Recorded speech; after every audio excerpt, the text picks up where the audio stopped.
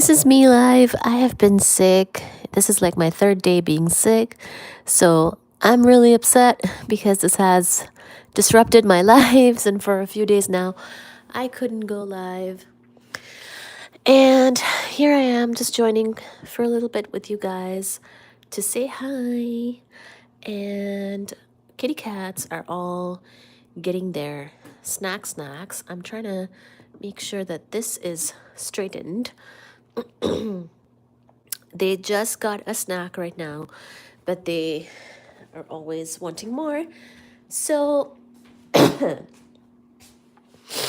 drinking some ginger, ginger, ginger chai, which is here with me. So I'm just gonna be sipping this and hanging out for a little bit. If you want to come say hi, here I am. Here's Suji. I am hella congested, sore throat, coughing, all that stuff. So I might not be saying a whole lot during this live, but I did want to say hi. Let's see. Let's rotate and you can see where I am. Hi.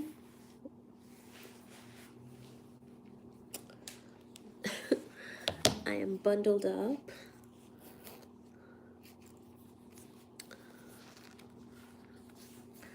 How is everybody doing? Oh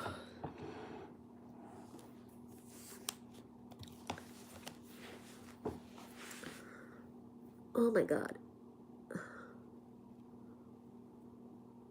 Okay. All right. Hi, everybody.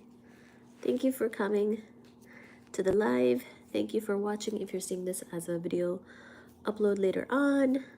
And thank you for joining just to say hi. Hello.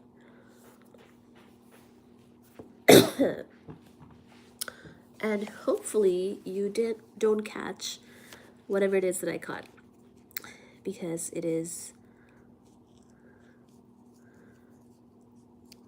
kind of a pain. Hi, Antonio. Hello. How are you? I'm all bundled up. Thank you. Thank you. Hi, Ghost 417. Thank you. Hi, Antonio. Thank you. Hi, everybody. It's good to see everyone. How old are you? Pretty old, man. How old are you? Hi, Sukalai Gupta. Hello, friends. Hi. I'm sipping this tea.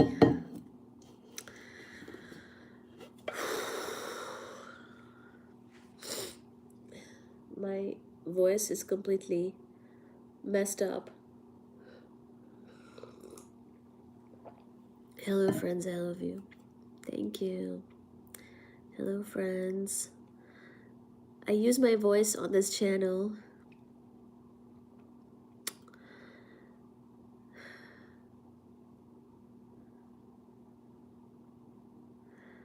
Hi, Tony.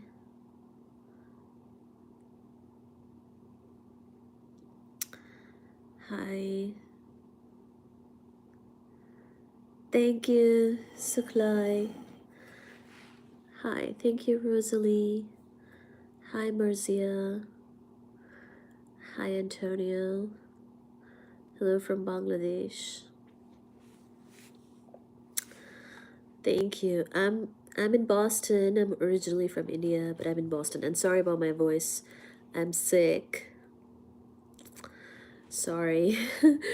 Usually I speak a lot on the channel, and I actually use my voice on the live streams, and I teach physics, and I show the kitty cats. They're around helping me recover. But sorry, my voice is just completely messed up today for a few days today. I just wanted to come and Say hi to everyone though. Hi Merzia, hi Antonio, hi Shadow, hi Rosalie, hi Diegost, hi Tony Ja.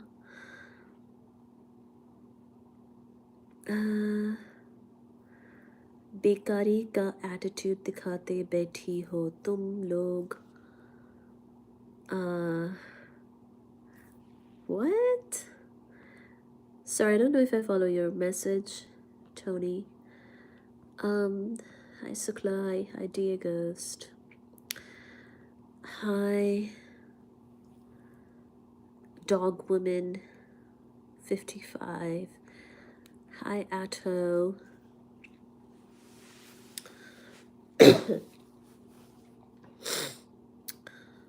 I mean, I think it's just part of their makeup. Just part of their makeup, you know?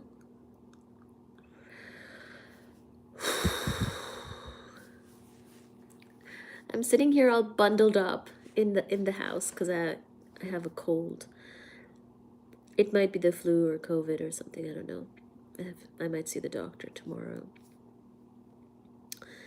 But I have a tea with me. I'm thankful for that.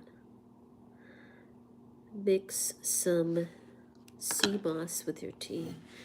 I'll try. That's a good tip. They're around. Baji's over there. Currently, he just got his snack and he's sitting over there with his back turned to me. I think he's over it too. Ooh. And yeah, sorry again about my voice today. It's completely messed up. But thank you guys for joining and saying hi. I really appreciate it. I could not go live for a couple of days and that's horrible for my channel. Thank you so much everybody for saying hi. I really appreciate it. Like reading your messages. Today's my third day being sick. I'm like, okay, I gotta go live for at least a little bit. Thank you. Where is your kitty? They're around. Thanks to the universe. Ami, Win3B. Hi, Merzia. Hi, Mama. Okay. Hi, RJ, the goat. How are you? Hi, Diegost, 417. 417. I like that. April 17. I know somebody with a birthday like that. Thank you.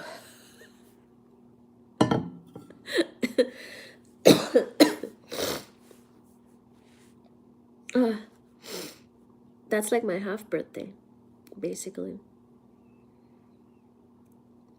Dia Ghost, RJ the Goat, Merzia, Shadow. Thank you, everybody. Thank you, thank you. Do you like Boston? Yes, I love Boston.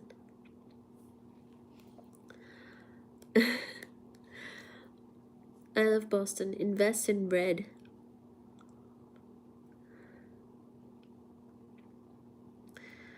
Hi, Merzia.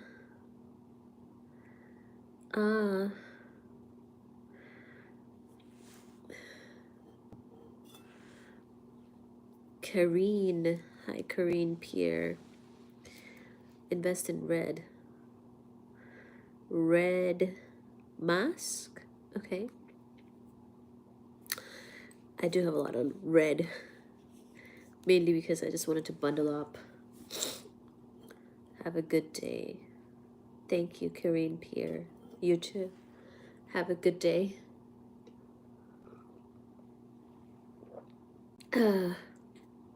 Oh, this tea is good. Helps to soothe my throat. Okay, well, thank you everybody for saying hi. Who else wants to say hi?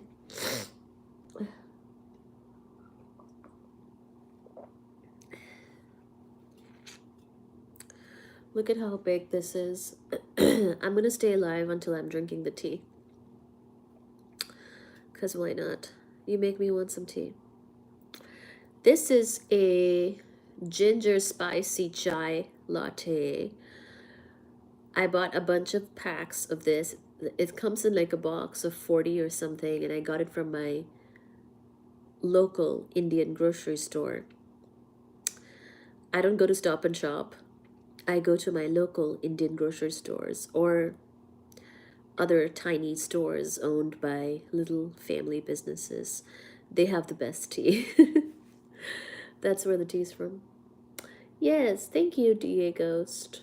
April 17. I love it. I like Boston. Where are you guys from? Everybody. Ooh, you know what? I'm gonna share the live. Usually I'm like teaching a class by now, but everything is messed up because of my cold. Washington, DC. Ooh, I like DC. DC has great Ethiopian food. Whenever I go to DC, I head for the Ethiopian. And actually, where I live also has good Ethiopian food. The around this Boston area too has good Ethiopian food. But I know the DC especially does. Lots of Ethiopian.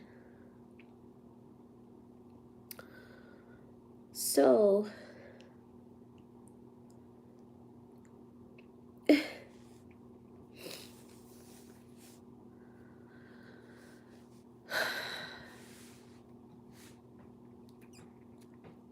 I shared the live finally.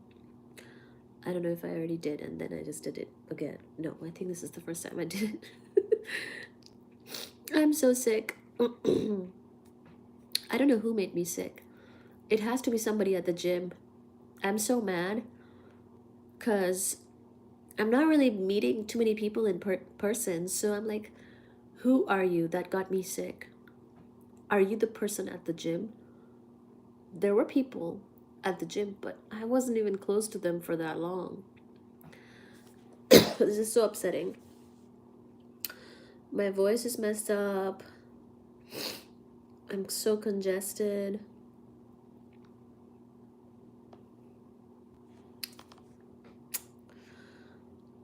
How is everybody doing? Hopefully not sick like me. How are you guys?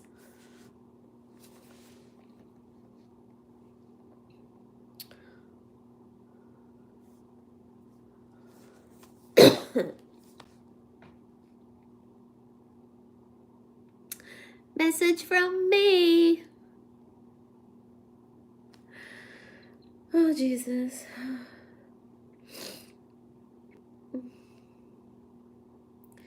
I can't talk too much because I have to breathe through my mouth.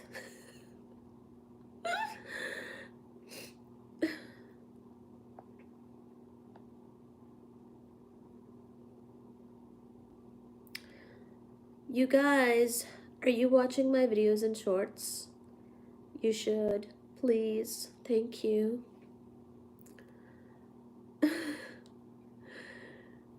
Lol. Yes. I guess I'll...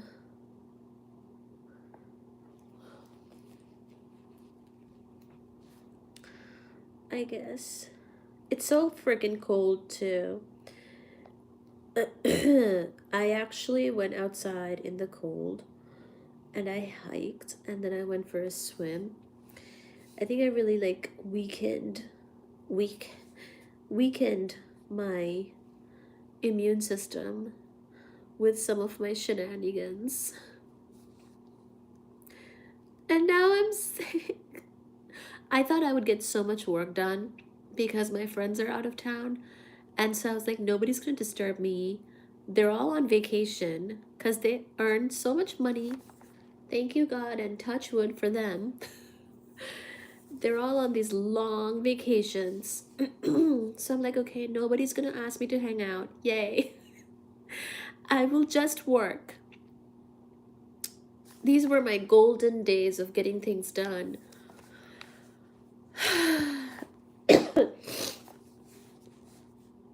And then I went.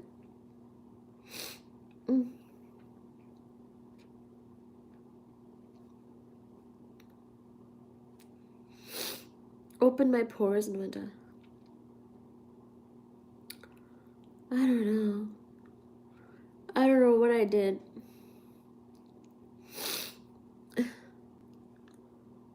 But I wish I could work full force, but instead I'm sick. Ugh. Is it cold in DC? Tell me the temperature in Washington. Is it cold there? Is it comfortable in the winter? Because I know it's very hot and humid in the summer there. So is it more pleasant in the winter? Not that I'm gonna move there, because DC is good for visiting. I like Boston. Thank you for liking the live. Thank you for hanging out. It gets cold. Really? It gets cold? I didn't know that. Ugh. Oh yeah, that feels good. Ugh. This tea is very heavy.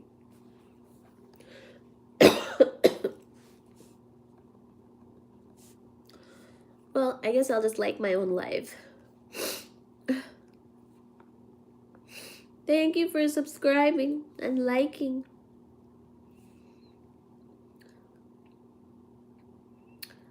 It's 35 degrees right now. Thank you.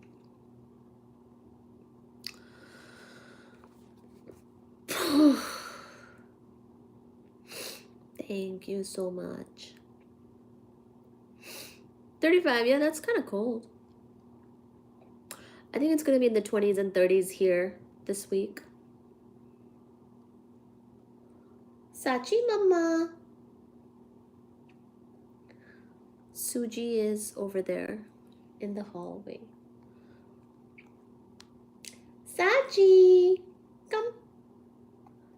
Do you want to come to mama's lap? Thank you. Yeah, that's pretty cold.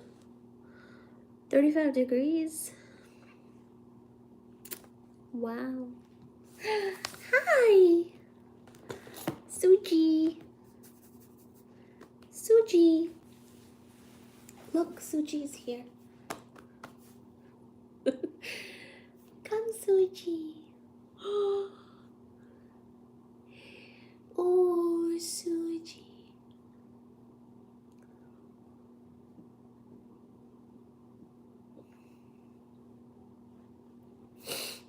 It's 48. That's summertime. That's like the summer. Dress weather.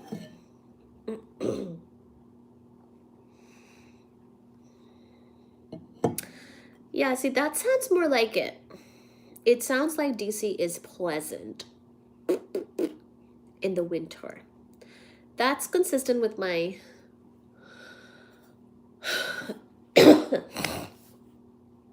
beliefs about DC. But I will say some of the best sightseeing days I've ever had have been in DC. I love all the museums there. Hi, Neeraj. I'm sick.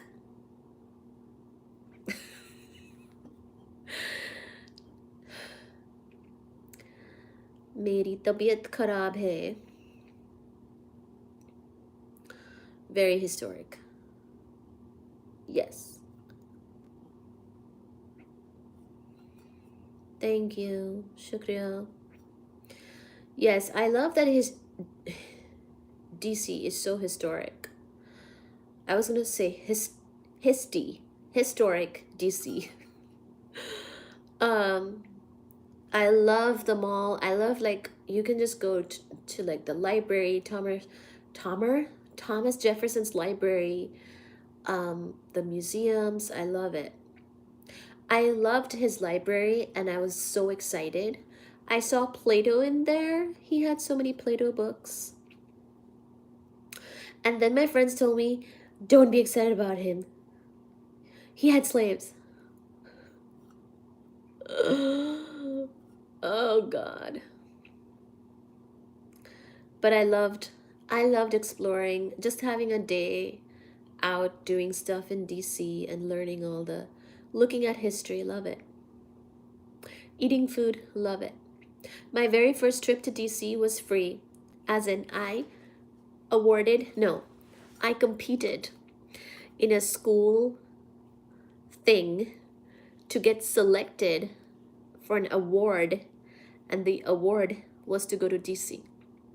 So I wrote an essay and I competitively won a trip to DC because, well, sure as frick didn't have money to go to DC because I was in college student, and I was international. I wasn't even from this country, so I had no money for anything. You know what I mean, like movie money or trip money. I couldn't even, back when I was in college, the Twilight movies were coming out and all my roommates went to see it and I couldn't even go because I didn't even have the $6 for the movie that used to be the price of movies back then. So I'm from the medieval ages. But I competitively competed for this trip and we went and stayed in hostels. Thank you. I went on a bus with a bunch of other kids who had also been selected. And we took the bus from NC State to DC. And like all the meals, everything was covered. And they took us around for all the, oh my God, that's right. I saw the Holocaust Museum there too. All those shoes. I saw, I went to the Holocaust Museum. I'm not 38. How dare you? I'm younger than that. Who the frick is this? Crazy sick. You look great for your age. No way you're 38. Who said I'm 38? What the frick, man? But thanks. Um, so they took us to all kinds of places. I think um, the first deaf and mute school is there too, right? We made a stop there. We made it.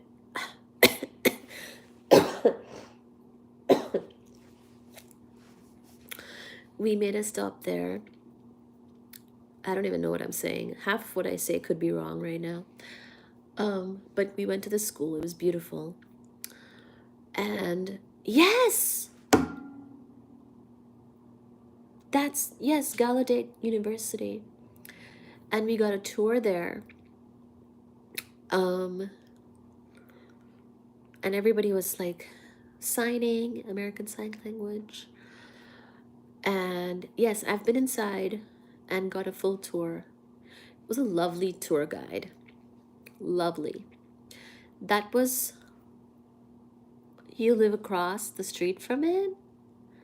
What the frick? Look at that. What a small world. But that tour left a deep mark on me. It was the first time that I had ever been to a place something like that. I'd never come across such, a school. And yeah, it was our first stop. It was the first tour that we did as part of this whole thing. And of course, the Holocaust Museum. Are you kidding? I mean, I was very new to the country at that time. And all of the stuff that I saw, the city, us, I remember us like crossing the street constantly and walking blocks constantly to go see new things, do more things. And and we even went to a concert by the Blumen group. Culture shock? No, I loved it. I had already kind of had my culture shock by then because I was like a sophomore or something by then. The culture shock was at school when I first got to school at NC State. And most people are from the South, and I couldn't understand their accents. Now I'm great, obviously, at everything, but back then I was like, I don't know what these people are saying. But, um, well, you're 34 then. Yes! But why are you doing the math? Crazy sick wine. Why? Did I say any years or numbers?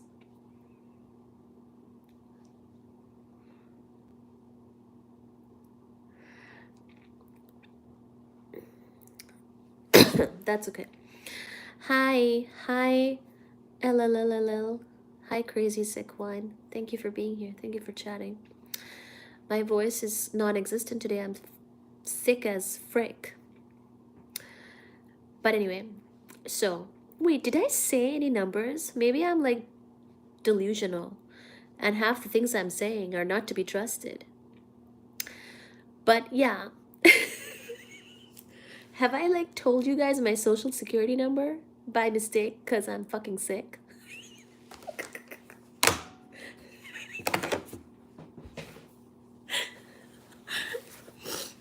Thank you. Thank you. Thank you. Thank you guys. Really helpful. But that was my first time in DC. And um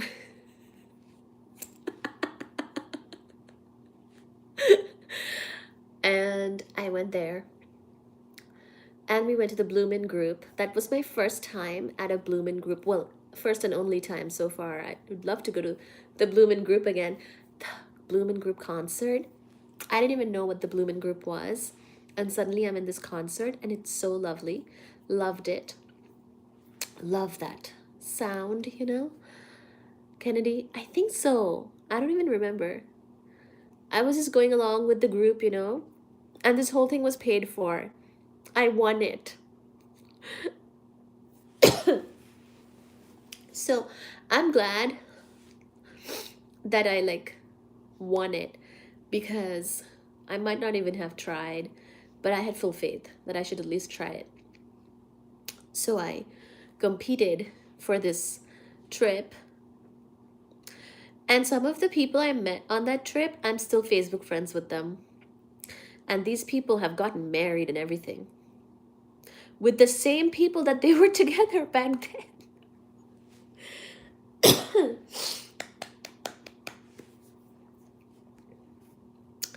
So that's the story. But yeah, Interstate took us in a big bus, and that was my first time. Well, actually, no. My first time in DC was when I came to the US for the first time. Here's what happened. I flew on a plane from Kolkata to Frankfurt. In Frankfurt, we were delayed because my plane in Frankfurt, coming for the first time to the US so I can go to school here, was bird hit. Can you guys imagine? Bird hit. Have you even heard of that? It's when a bird gets into the engine of your plane. So there was a freaking fire on this plane, sort of, starting to form. So I was delayed in Frankfurt. And then I got to DC kind of delayed. It like, I think it changed my itinerary, and I stayed overnight in DC. So actually, technically, that was my first time in DC, and I loved it. You know, my first impression of the US. So the first time I touched down on a US city was Washington, D.C. And so my first impression is the following: there are so many trees here. I did not think that my first impression of the US would be that there are a lot of trees here. But that's what I thought upon seeing DC. And then I stayed a night, didn't really explore much. Then I went to Raleigh for school, where NC State is. Yeah, I actually thought it was really green. Whatever airport I was, landing into in DC, I don't even remember. Because by then, my itinerary had been changed and delayed because of the bird hit. I don't remember. I don't remember. Probably it's whatever the biggest one is, probably, because it's like an international flight coming in from Frankfurt, coming from Kolkata. Yeah, I think that's what it is. Yeah, I think that's what it was. So, my very first impression of seeing the US for the very first time, and I thought it would be like a city and lots of buildings and just like, oh yeah, lots of times, too many times. I don't miss Heathrow. Or sorry, wait, Heathrow. For some reason, I read that as JFK and I'm thinking about New York, but yeah, I've been to Heathrow as well. London, got it. Yes, I love Heathrow. I mean, I don't love Heathrow, but I like that it takes me where it does, which is London. But swear, when I first saw that word, because of my brain, I thought that was JFK, but it's not. I hate JFK. I don't like JFK. The amount of running I've done in JFK is enough. I don't want to do it again. Because my brain was in that India to the US trip, right? And I've also flown through JFK. But my very first time I came, it was through Washington to Raleigh. But like other times, pretty much every other time has probably been through like JFK more often than I would like to freaking count. And freaking JFK, I'm telling you, the terminal that I'm in is always like a miles and miles away from where I need to be for my next flight, whether that's Raleigh or wherever. The amount of running I've done in JFK, I'm set for life. That's my whole workout. um, what part of India? I'm from Kolkata, East. Calcutta, Kolkata. It's a big metropolitan city of 20 million people in India. So, yeah, I was from a big city, so I thought this place, I mean, Kolkata has a lot of trees too, but it's like all bunch of lights, buildings, everything, going on. So I thought DC was like, wow, this is kind of like quiet looking. This is like a bunch of trees.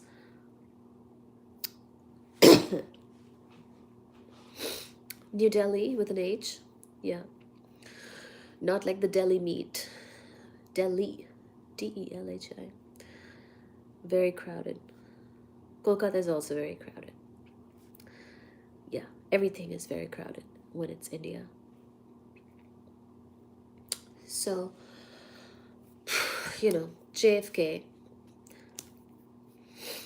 No worries.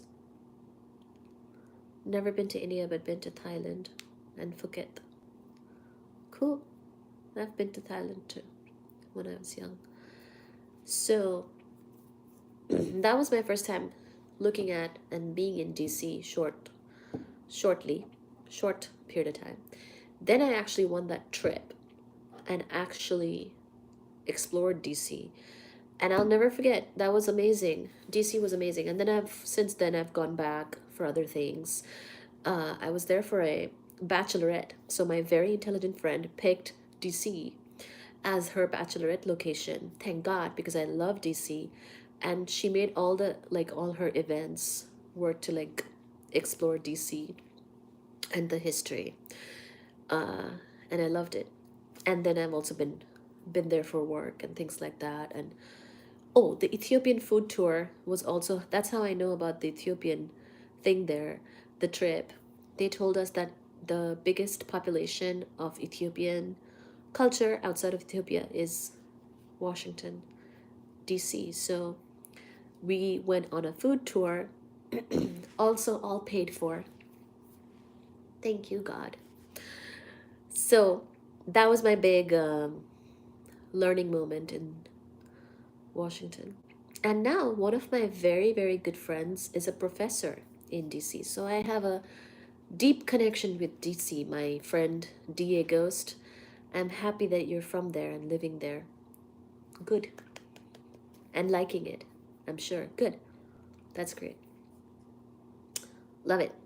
I'd love to visit DC anytime. I think I feel at home there because, oh yeah, the traffic is crazy. Uh huh. Uh huh. Reminds me of my home. Anything that's like chaotic and kind of resembling a big city, chaotic, where you feel some fear in the traffic, that reminds me of home. It's familiar to me. I love it. Ooh, and I think I got credit card frauded in DC as well. Felt just like home. Loved it. Hi, Arun Kumar. Hi, Crazy. Hi, Arun Kumar. Hi, Tia Ghost. Yeah, I went to a fair there. I bought something, I'm not sure what. But, like, that's where I used my card. And sure enough, that card had fraud on it, like, afterwards. So, good morning.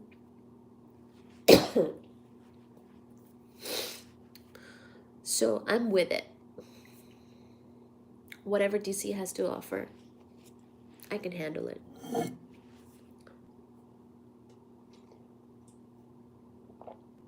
Oh, I know. I bought a painting. That's what it was. Where is my DC painting? Oh no. Yeah, I'm sick. Hmm. Where is my DC painting? I bought a painting. Oh no, did I leave my DC painting? I might have lost it in my last moves by slash given it to somebody. Oh no. I'm thinking about my paintings and I'm thinking I might have had to leave it behind. I've moved a lot. This particular painting though. Oh, I know. I have another thing from DC. I think I kept that one. So I have another thing from DC. It's actually I think it's an Egyptian, like, plate thing, and I still have that. So,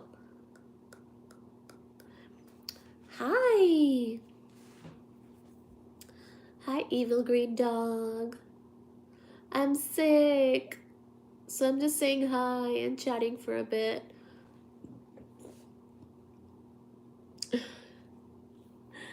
I'm moving into DC. Yeah, do it.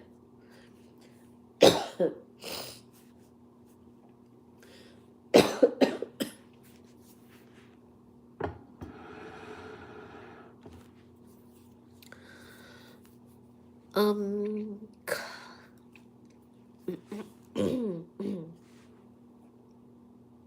Hi, calendar of Aziz Bake. How are you?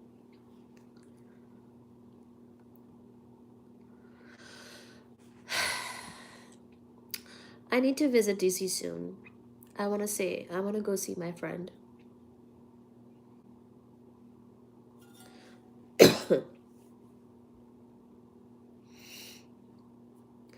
Thank you.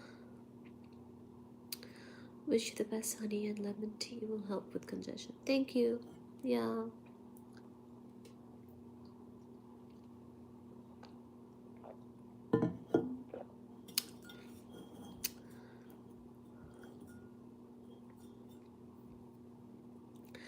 It has changed a lot since the last time you were here. Well, last time I was there was only a couple years ago.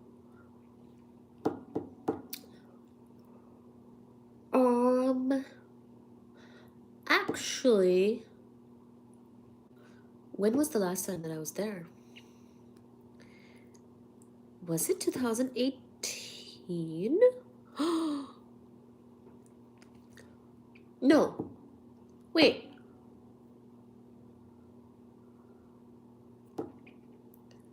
It might have been. It might have been 2018. The last time I was there was for work. When was that? 18 maybe.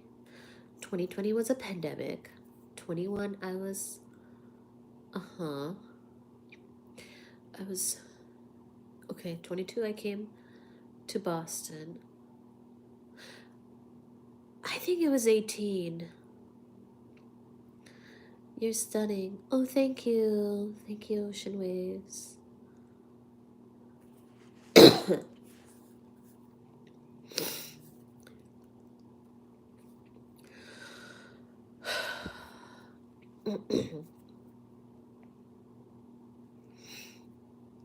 Hi, Ocean Waves. Hi, Evil Green Dog. Hi, Colander. Yes, even 3 years ago, things have really changed. You'll really love it now. Really? What things have changed? What do you mean? Because I kind of liked it the way it was. I love the big blocks that you have to walk. Walk, walk, walk, walk, walk, fast, fast, fast. Cross the street, fast, fast, fast. DC is very blocky. Boston is not so blocky. Boston is small, you know? Small little cobblestone streets, good for horses. Boston is still very old style. So that whole block feeling of like big city blocks, walk, walk, walk, traffic lights, stop, walk again. That's more of a New York and DC thing.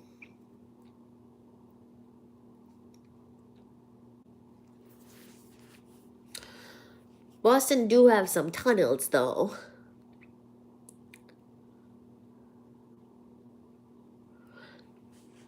Some tunnels are underwater generally.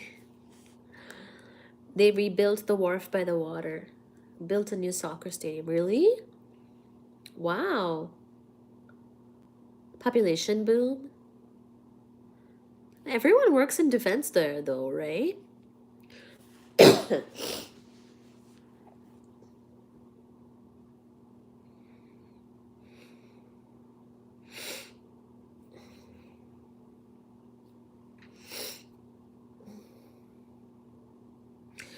There's a lot of jobs there. DOD.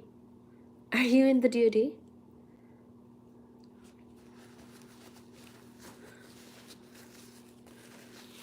Department of Justice? The government? Cool.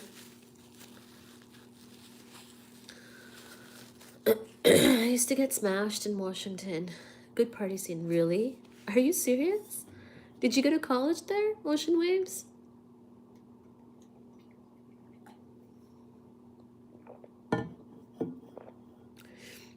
I never got smashed in college.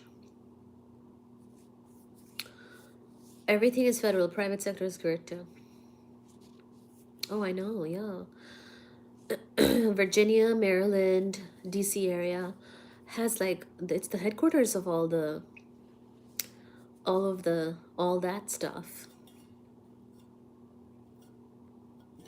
I used to work there too.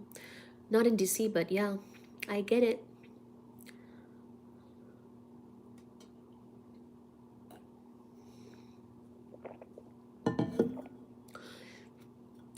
On one of my work trips, I didn't have much time, so I went straight from the airport to an Ethiopian restaurant so I could have the food at least. I love just like walking around there, looking at all the houses, all the colorful townhomes. Love it.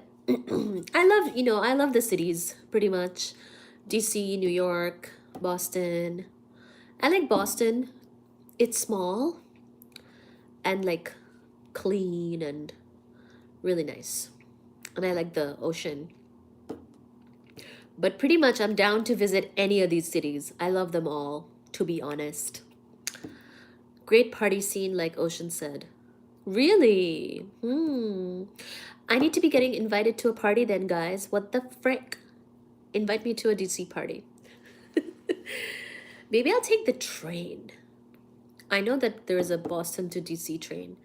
I want to take these trains just for the experience of it. I know it's faster, probably flying. On the way back, though, I used to work at a place where they all had to fly through DC on the way back from another place, and they never made it back on time. They were always delayed in DC. But I'm like, if I had been delayed in DC, I would at least be eating good food. I would not just be being a bore.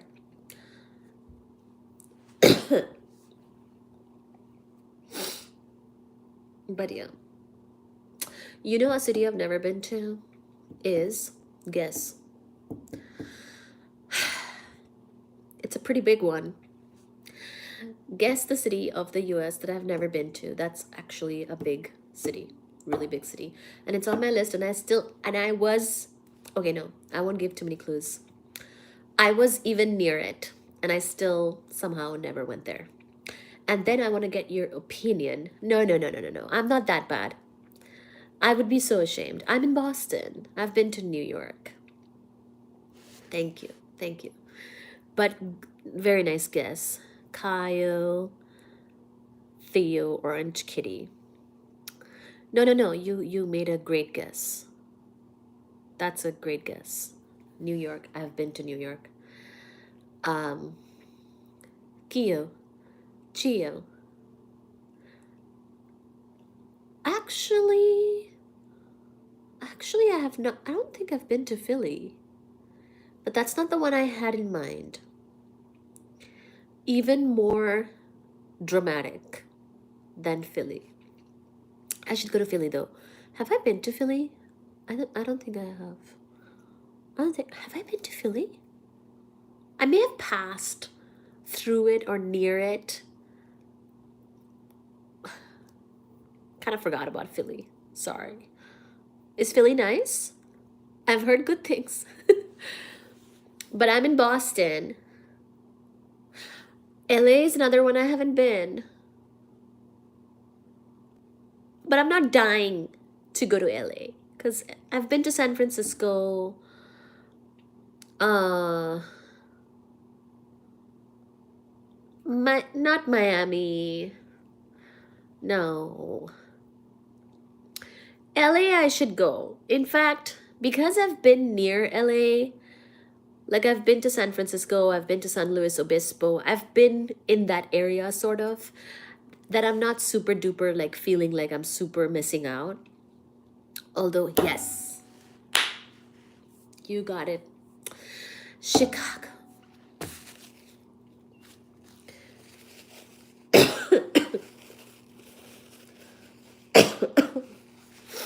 I've never been to Chicago. And I used to live in the Midwest. I used to live in Ohio for way too long. So, I know! Because Ohio is really cold too, right? So, pretty much the only time would have been in the summer, and I don't know what I was doing. Apparently, not going to Chicago. So, I never went. And then I left. So, I've never been to Chicago. But I was much closer. Well, I have flown through Chicago airport to go to India, but that doesn't really count as exploring the city. So I've never actually been in the city. Is it nice there? Should I go? I want to go to LA. Maybe I'll go to LA when while it's like cold as frick here in the winter months here. This winter, should I go to LA so that I get a bit of a break from the cold? And I have a cousin. I have people in LA. It doesn't matter. I mean, I don't even know if they would be available, but I could just go for a little bit. But then Chicago, what do you guys think of Chicago? Family outside of Chicago. Do you mean Fermi Lab? Is your family at the Fermi Lab?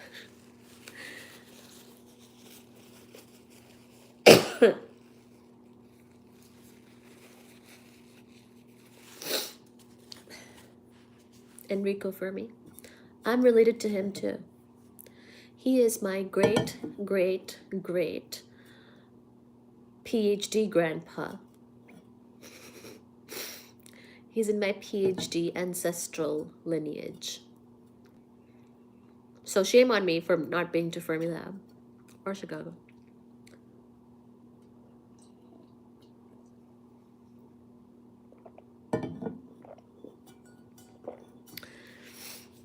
Accelerator.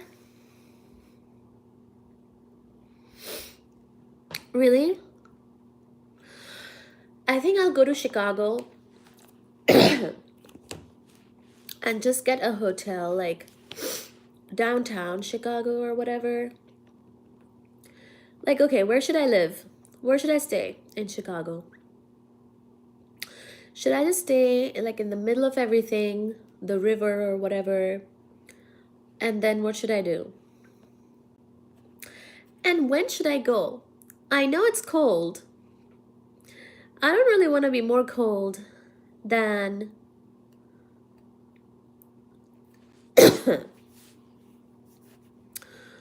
than Boston.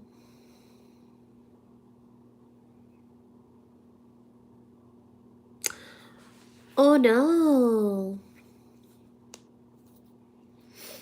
Hi, Combat Sport. Ocean Waves is saying, I went to Caltech. Ooh, my friend who is in Boston right now also went there.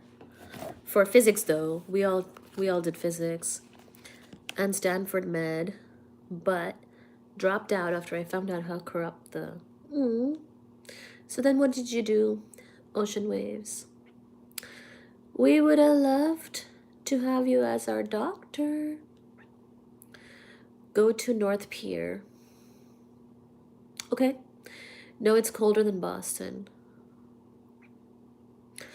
Yeah, actually, Boston is not even that bad. You know, Boston gets a really bad rap. Like, I lived in Ohio, right? And nobody talks about this, but Ohio gets worse winters than Boston.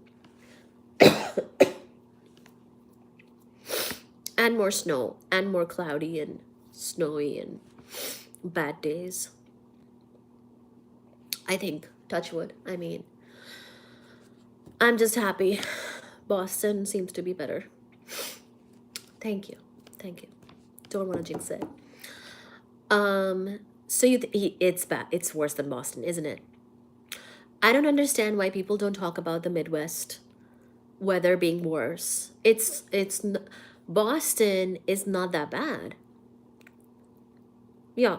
The lake effects, the lake, the wind chill coming off the Great Lakes. Yeah. And I feel like the snow there too. Do you think it snows more there than here? Because when I was coming to Boston, everybody was so worried about the cold here. It's not as bad as the Midwest.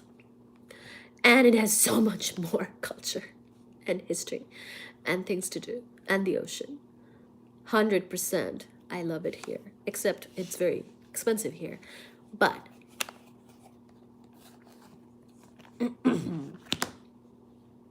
I'd rather be here. I think it snows more in Chicago. Yeah. So not the winter. Maybe I'll wait till it's the summertime. But the summers are so beautiful here too. You know, Boston summers are amazing. So it's almost like Like, I will say that Boston, yeah, I think the summers are great here, and just do all the things and get it done because the summer is going to be shorter. So, great time to visit. Um, oh yeah, which month did I go? I went to Maine in September. Still good then. Still a good time to go up there. New England. There's a lot to do here. So when people come here, you can kind of see a lot of things. All the entire New England. Lots of things to do. So Chicago, go to North Pier. I'm guessing that has to do with the river. And just like, yeah, I'll figure it out. I'll get something on Get Your Guides tour. Figure out some things to do. Have a good time. Maybe I'll ask my family to meet me there. Sometimes we meet at a different location. So maybe I'll.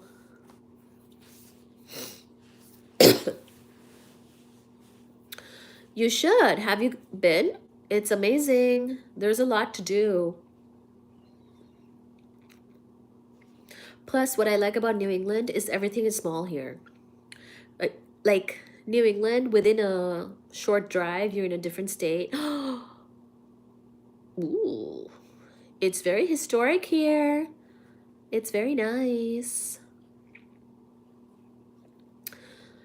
But I love Boston for the history. It's like the most historic place.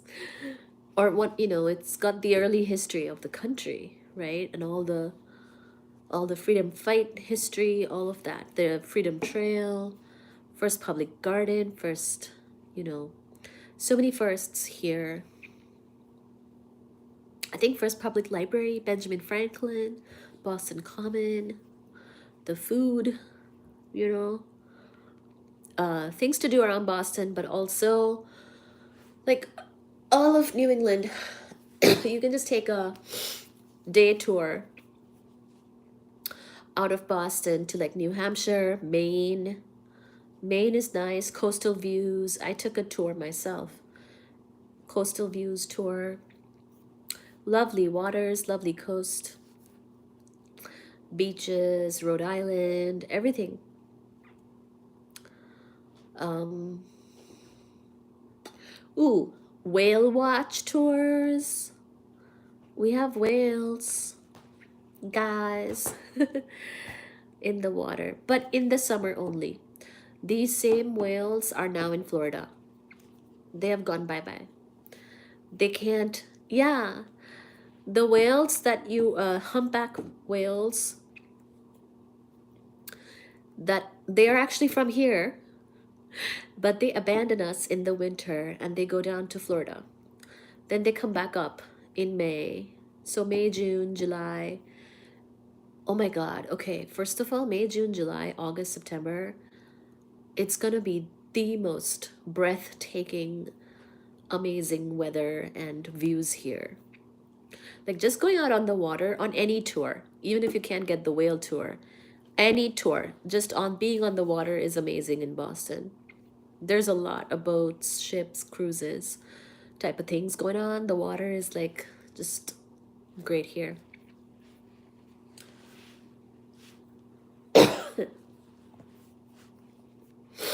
I came for the water. And the history and the culture and the job opportunities and the education, all of that. I became a data scientist, but ain't happy with that profession either. Hard to please. I enjoyed physics, but experimentally, there seems to be a halt there for many years. Well, physics is so big. Depends which one, which type of experiments you're trying to do. Humpback, I thought he was from France. Hi, Ace Wolf Peach. Ace Wolf, how are you? Hunchback? Yeah, humpback whales. I think that's, today I'm sick. So I'm just doing a casual chat with everybody.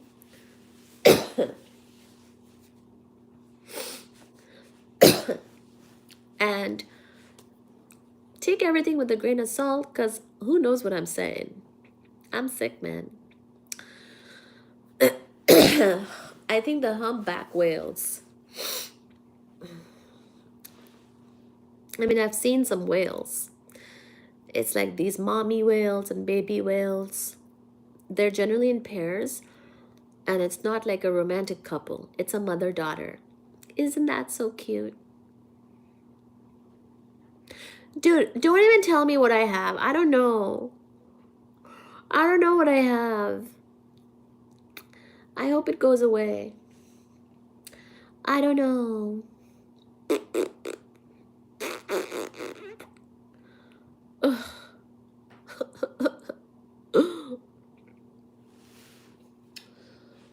But yeah, it's a really nice tour.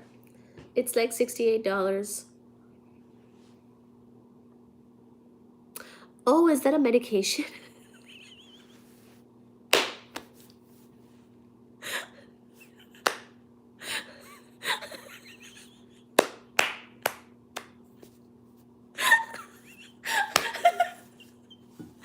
Okay, yeah, yeah.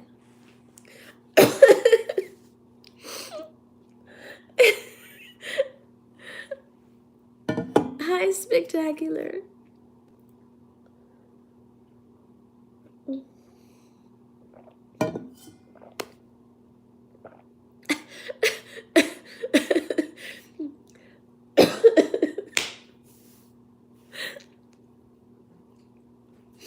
There was a medical guy here, right?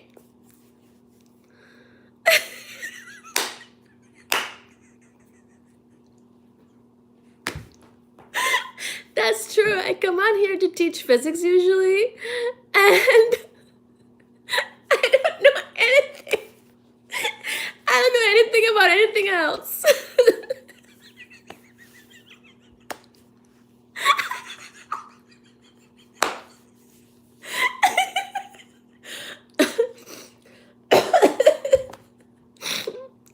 God, fuck. Oh, my congestion. Anytime now. Something gross is gonna happen.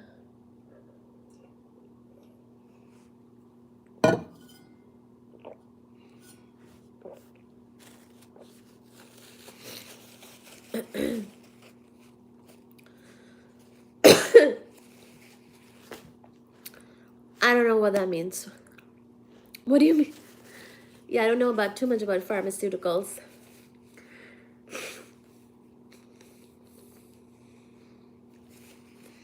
Meaning of pharmacy?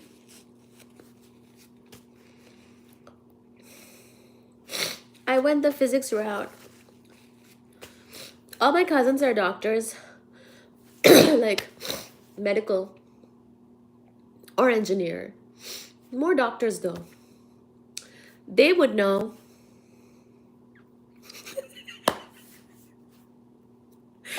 I went like the really. Everyone is like this. I'm like this. I left the country, so they wouldn't make me a medical doctor. That sorcery.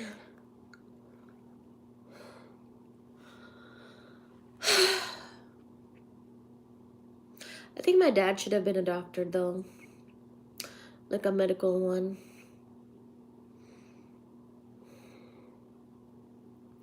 Hi, Crazy Eddie. I'm sick, or I would be talking about physics. I had so many hopes and dreams and wishes about dark matter and dark energy topics, but for the last 2 days, I haven't been able to. What does he do? Well, he used to do something else. Basically, more like his background is more in accounting, and he did some stuff with it, but now he does like rental businesses.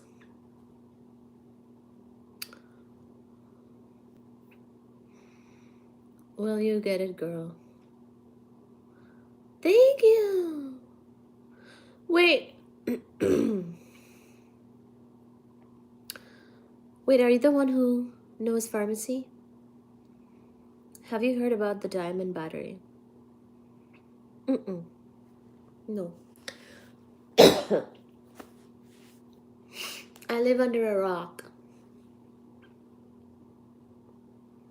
I don't know anything about anything else other than physics and kitty cats.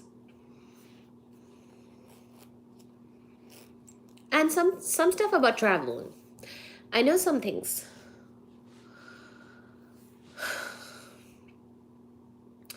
There was someone in this live who did medical and pharmacy. Maybe they can prescribe something to me.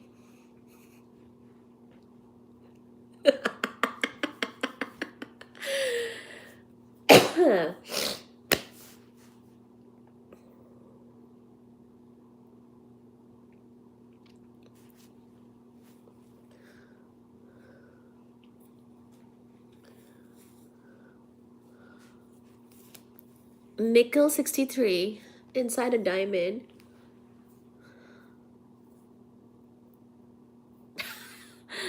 Nickel 63 inside a diamond puts of 17 joules. Nickel 63. Oh, you're telling me something about, because I was talking about elements the other day.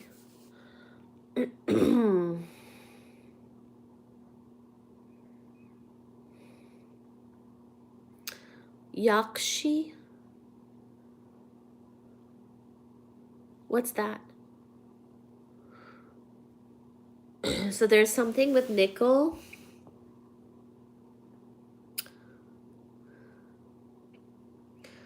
Oh.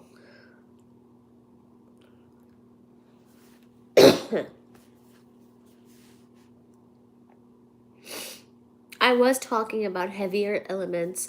No, lighter elements. Good thing I'm not teaching anything today, because I don't even know what I'm saying. But the other day, I was talking about the beginning of the universe and how it mainly had hydrogen as far as ordinary matter goes, and a little bit of helium and trace amounts of lithium.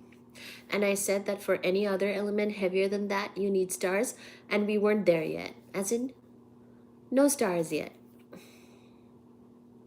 The Big Bang nucleosynthesis. If you're interested, you can go to that live. It's called Big Bang nucleosynthesis.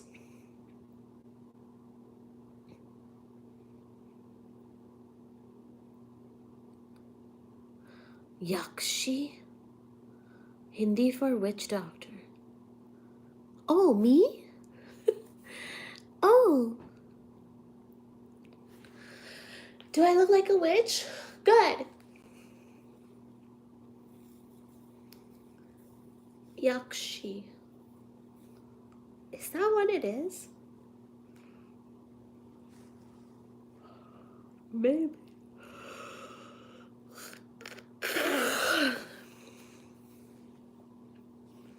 But I want to be a witch.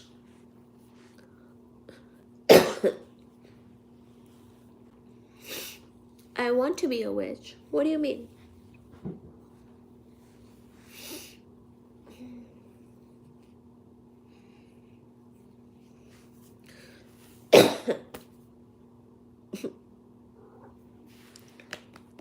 Sachi.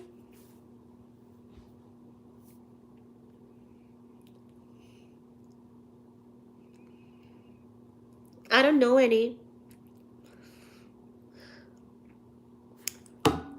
I need to go to Salem, you guys.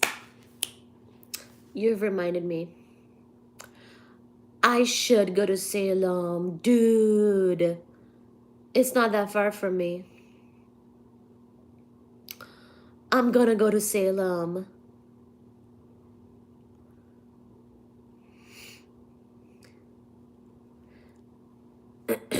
I will. I'm gonna go to Salem.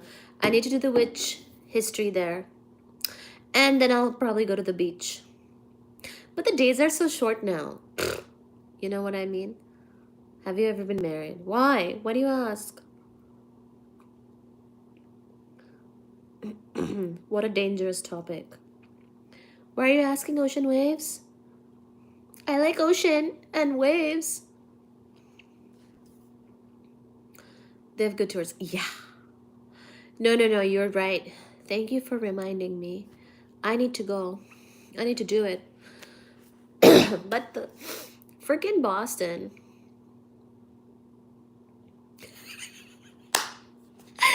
If you want to be a witch. But I'm a wannabe witch. I'm not a full witch. That's the last place you want to go.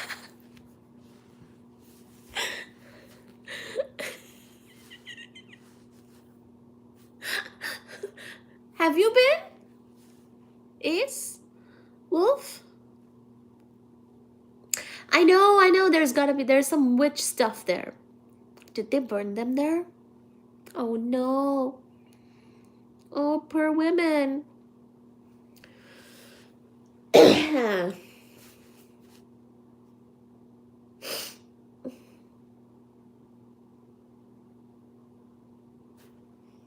I'm too ignorant to be a witch.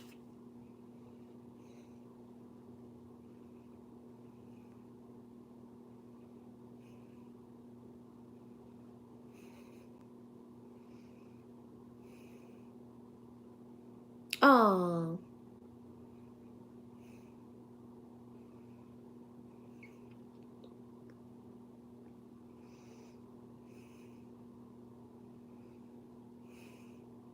Plenty of witches. Oh.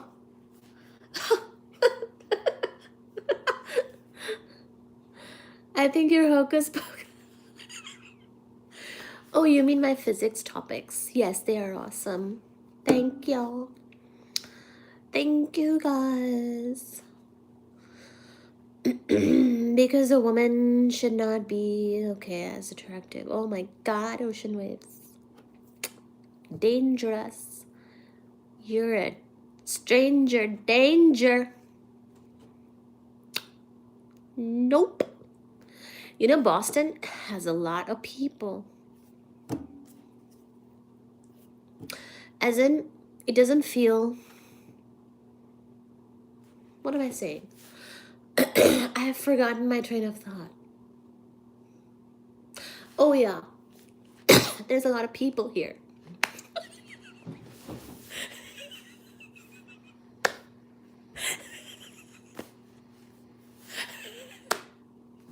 You know, we're not really alone ever because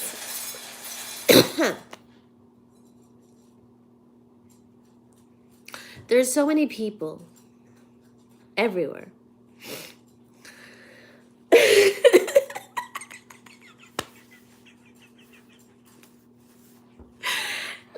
Like it's kind of like when I go on my solo trips and people are like, "Oh, you're traveling alone?" Not really. Now you're asking me if I'm traveling alone. Am I really traveling alone? There's people everywhere. You know what I mean? And not only that, now there's people looking for aliens. Gosh, can we please be alone?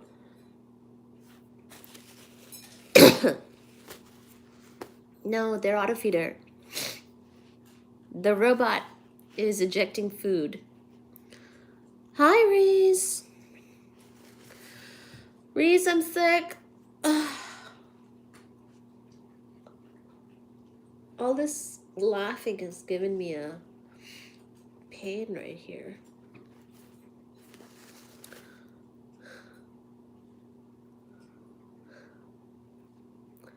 I saw them running from ice earlier.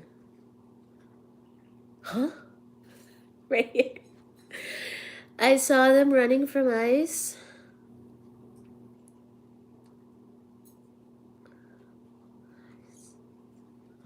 Ice. I'm trying to think what that means. Oh, aliens. It's a cold or something. I don't know. I have cold symptoms.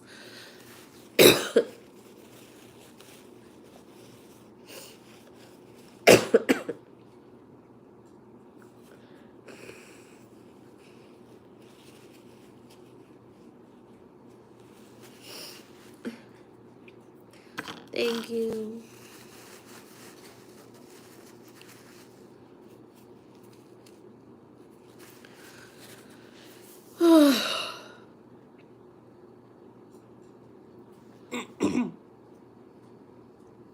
There's any drones up there? Like people flying drones? Little ones? Tiny ones by the lake? Mm-hmm.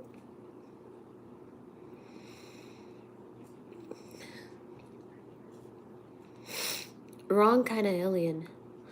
How are you looking? Oh. Does physics explain the theory of God? No, I don't know. Maybe.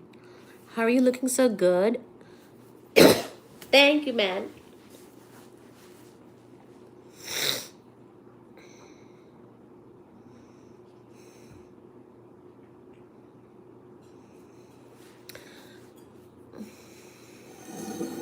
Really?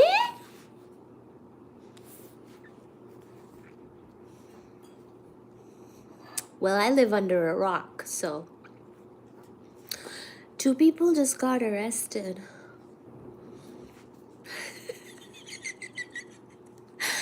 Can't you at least have a bad hair day? My hair probably has knots right now. Look at that. Yeah, there's knots in my hair right now. So this is my bad hair day, actually. I'm sick, so I can't comb through all of this, and I'm just letting it get knotted. Whatever. I took that very literally. Something my brain does.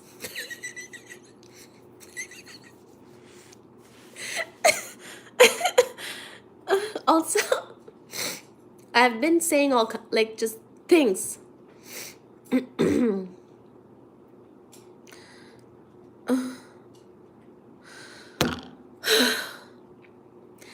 No, I can't speak too much. I'm too congested.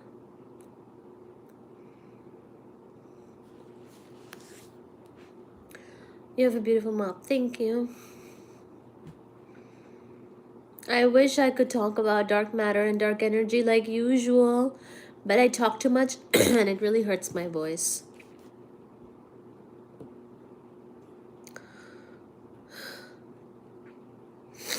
I had some soup earlier, but now I'm done, as in the soup is done.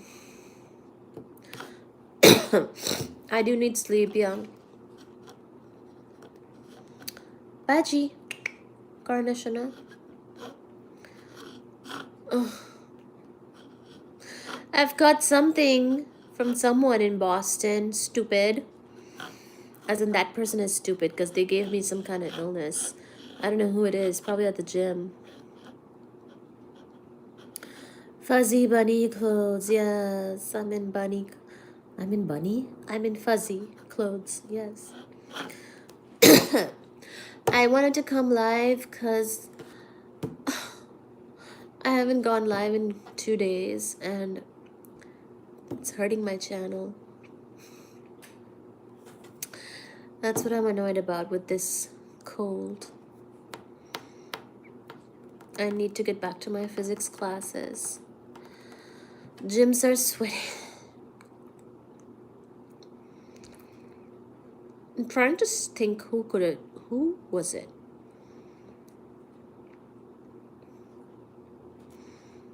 Some guy helped me to pump gas. Even though I wanted to get it myself, but in Boston,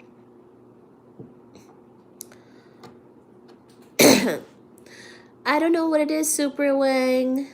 Hi, Super Wing. But I have some kind of cold symptoms. It could be COVID. I seem to get it every 6 months, apparently, nowadays.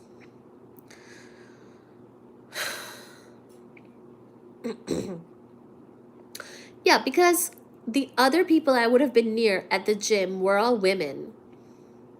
Would a woman give me cold? And it was at the sauna. I don't really go near people. So it was at the sauna. That's the closest, probably, lately, that I've met people. But the sauna would be like where it's dying, right? Whatever it is. So then is it the guy at the gas station? Because why did he even help me? Why did he help me? I wanted to do it myself.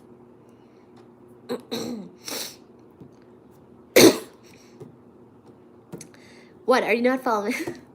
Are you following my logic?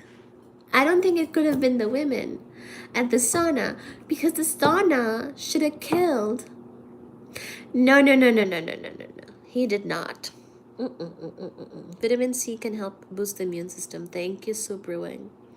No. He worked there and he judged me because I was gonna pump my own freaking gas at a different station, and he was like, "Yeah, her. If you want gas, you gotta come here." And I'm like, "Who asked you? Who asked you? I can pump my own gas." So then he makes me drive under pressure and like rearrange my whole car. Hi Nausat.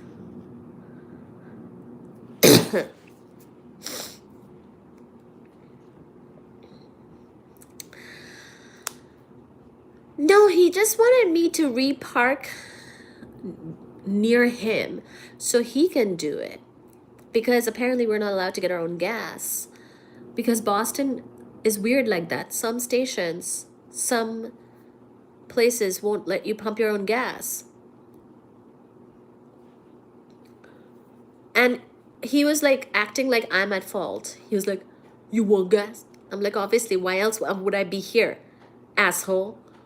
And then he's like, "Now you gotta move your whole car and back out and do all this stuff while I'm watching you under pressure." So he did not like me at all. And he might have made me sick, stupid, because he probably meets people all day long and carrying germs. But all I did was give him my card. Ugh. And then I took the card back from him. Ugh. But he was at my window.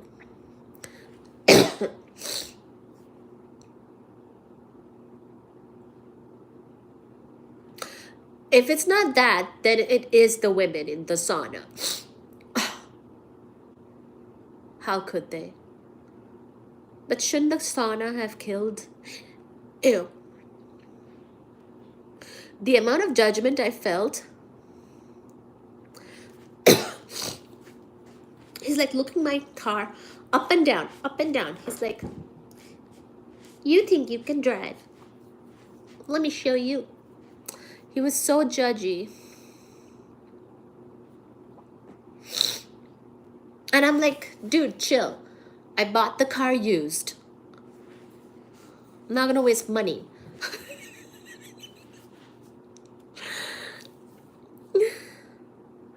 People are so judgy.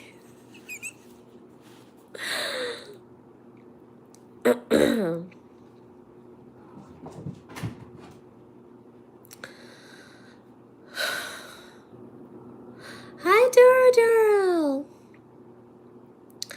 Heat increases germs. Really?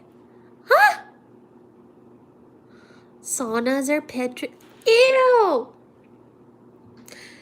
It must have been the sauna then.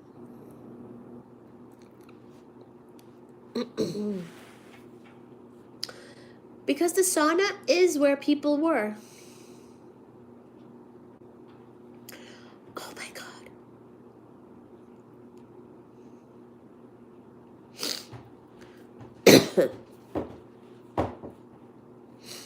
Hot, humid environments. It's the sauna women with the germs. Ew. No, it's the kitty cats. They're robot feeder.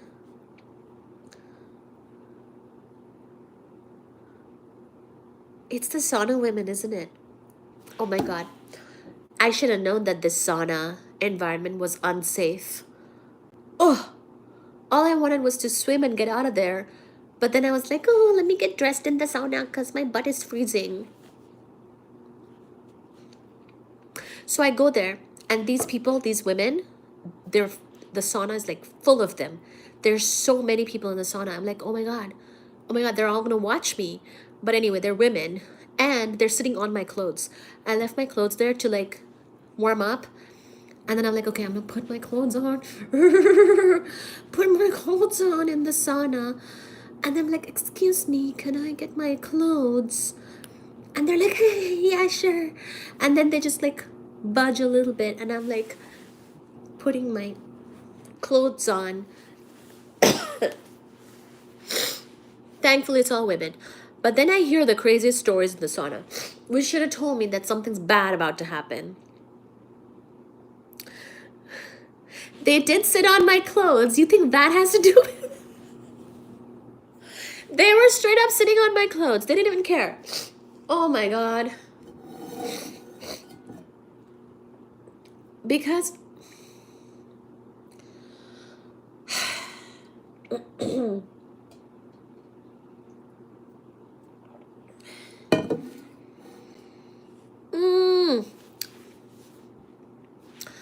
and then they're talking.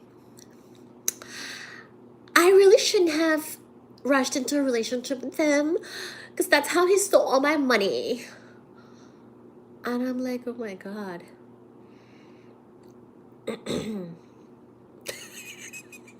The sauna is where you hear the worst things about men. People rushing into relationships, stealing money.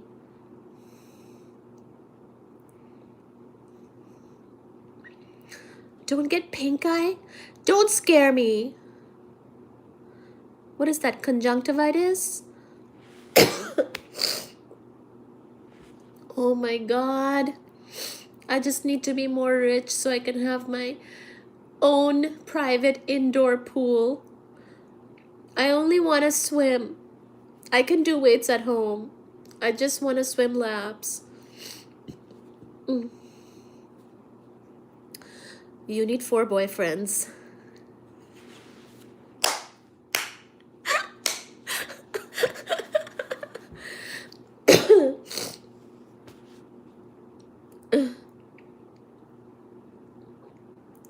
I do.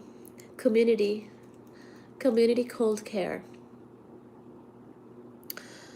Oh my god. So it is the sauna? Oh, so I think I'm gonna avoid the sauna if I see so many people. Aw. Thank you guys. So the sauna is dangerous. I was doing such a good job.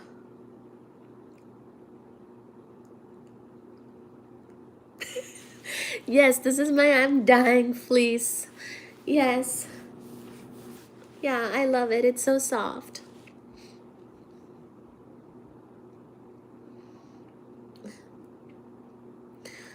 It is the dying fleece on thing. Yeah. It's so soft. I think I bought it at a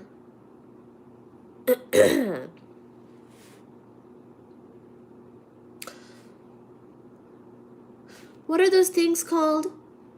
The places where you go for secondhand clothes? I can't remember. I don't know. Recycle clothes? I don't know.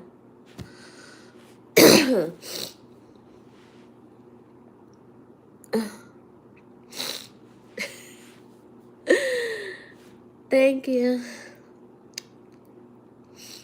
Hope you feel better. Thank you. Thank you guys. I want to cover the rest of Big Bang nucleosynthesis, recombination,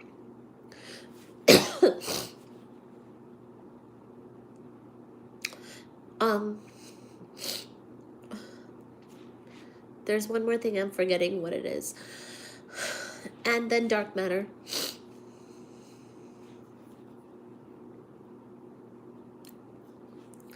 Soon here.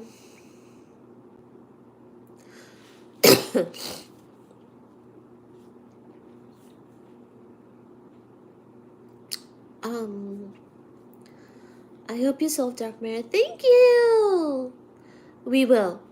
All of us will together. Physics is lame. No! You're lame, Grimace. Grimace, no. Maybe the sauna women were planning on stealing your clothes. Were they expensive? I'm trying to remember. I don't think so. I don't think they were expensive. They were just sitting on the clothes. They didn't even care. They were just sitting there. They were not comfortable, I would imagine, to sit on. But it was so crowded. Tell us about your clothes. Say no again? No. No. Tell us about your clothes.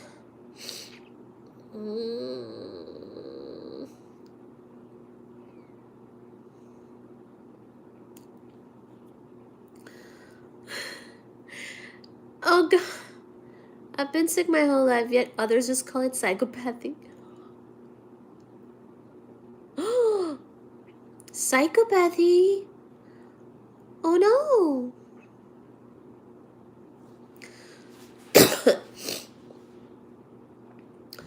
This gym is sketch.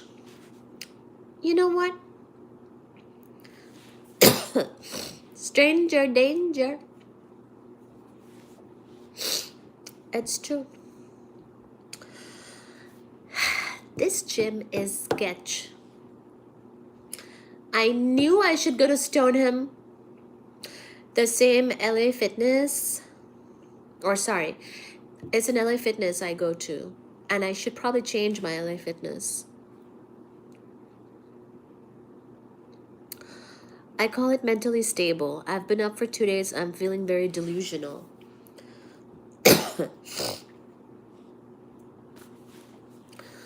Don't work out. Well, now I can I? I'm paying for the gym and not even using it.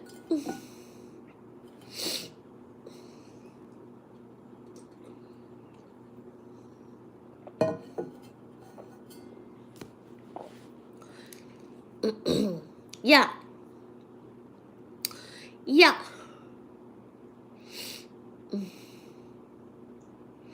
That's right. Quit smoking meth. That's what Ace Wolf wants people to do. No more meth. No more saunas. Yeah, no, seriously. Next time I'm swimming, freezing my butt, and coming home. That's all. No more sauna. No more meth, and no more sauna.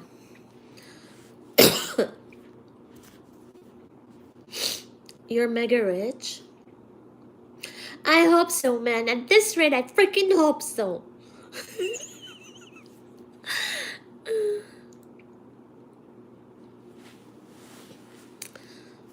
Talking to Ocean.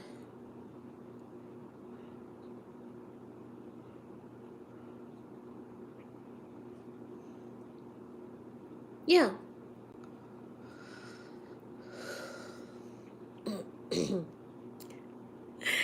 Meth won't quit you. I think we covered meth in our organic chemistry class. I took a whole year of organic, you know, because I double majored in physics and chemistry. I did not finish my chemistry degree though, because it was going to take too long. And I wanted to earn money.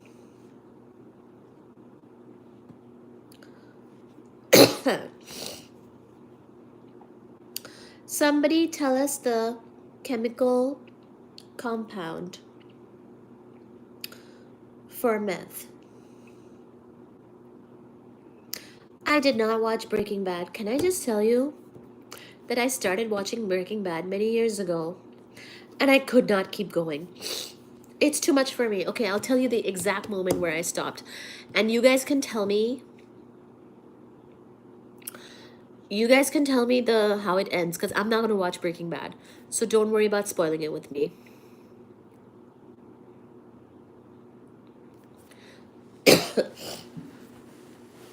Grimace Grimace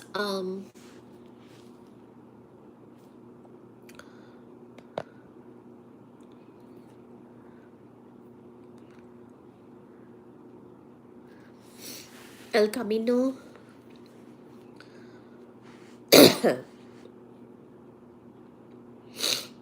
Say my name. Really? Is that how it ends? Say my name. Does that guy who does the chemistry like kill someone and then say my name and then that's it? Or naked guy in a van? Oh yeah, okay. Okay. The scene where he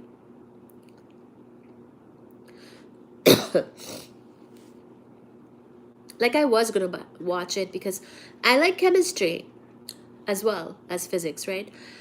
Oh my god, but I couldn't do it. I can't do gore. There was a scene in the bathroom, like he had killed someone and like he was like flushing him down or like something with the bathtub and the toilet or something.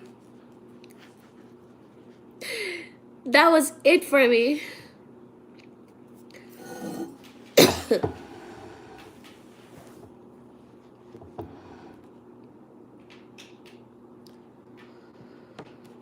That's what I heard, that it's a good show. Okay, I have to blow my nose. 1 second. That's what I heard.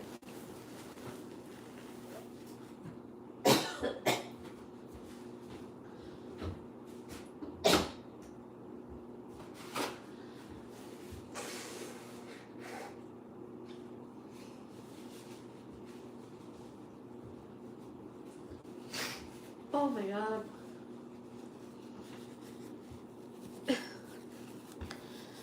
Everyone said it's a really good show.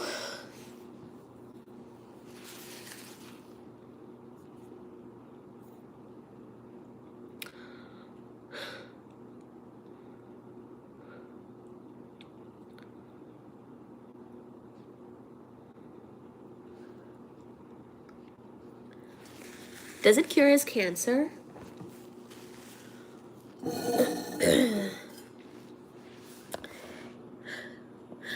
Look at Saji. Ah.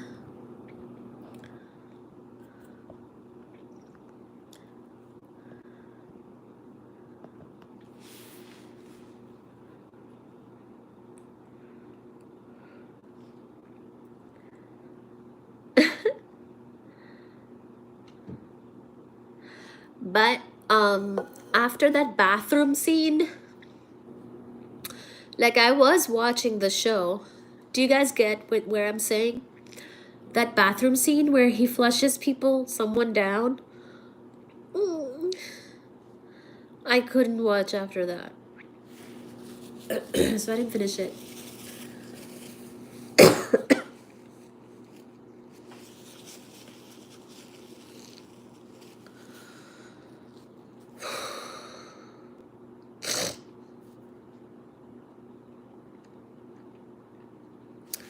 Yeah, was it Jesse? The guy he...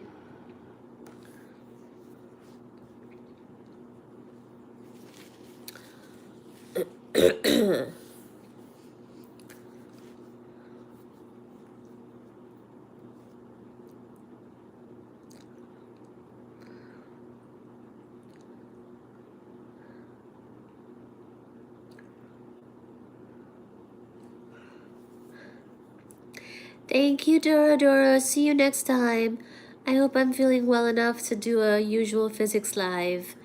Thank you for coming. I won't ask twice.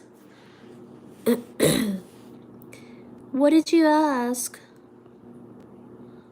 How? Say my name. Live for Doro. What? I don't know. Are you saying a dialogue?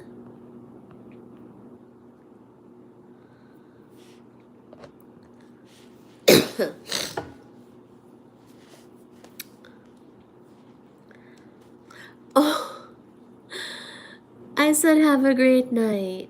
Oh, thank you. Have a good night. Bye. See you tomorrow. Hopefully we can get back to our physics lives. Sorry about the gap in physics lives. See you next time. Wolf just burned? Who burned who? Oh. Ever been to Vegas? Yes. I was in Vegas earlier this year. I did tours of the canyons. Antelope Canyon, Grand Canyon, all that. You guys all know each other at this point, so that's why you guys are having fun with each other. I know you know each other by now. Dr. C.S. Dr. Seuss.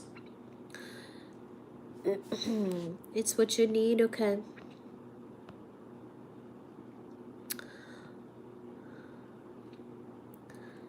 I said, have a great night.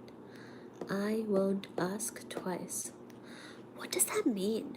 Is that a rhyme? Is that a puzzle?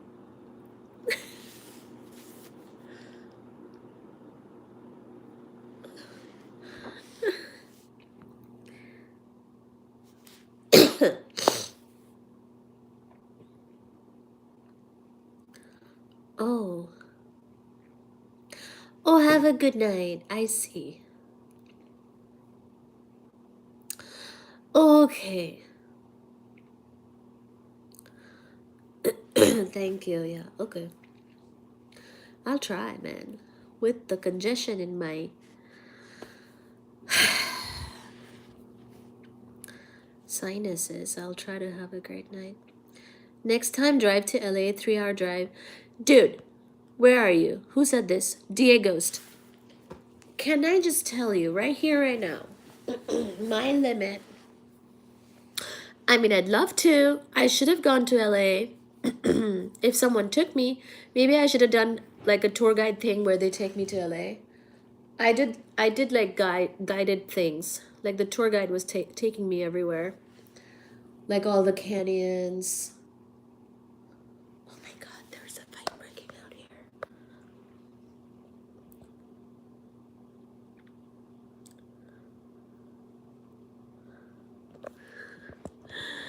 All the canyons and stuff. So yeah, I should have made him take me to LA, but that wasn't part of the part of the itinerary because I can't drive more than like an hour. I can't do it. It's not in my disposition to be able to drive that much. I know 3 hours is not long for regular Americans. It's short. In fact, it's short. I'd rather take a flight.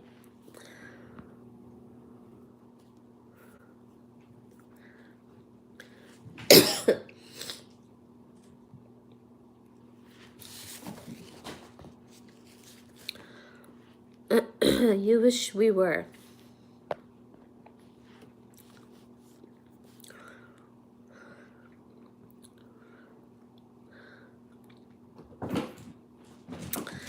Yeah. No, Baji knew better, so Suji is over here playing.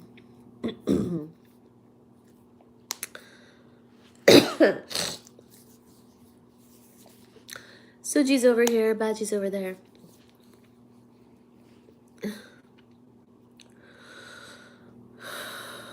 I don't like my wife, says Disco.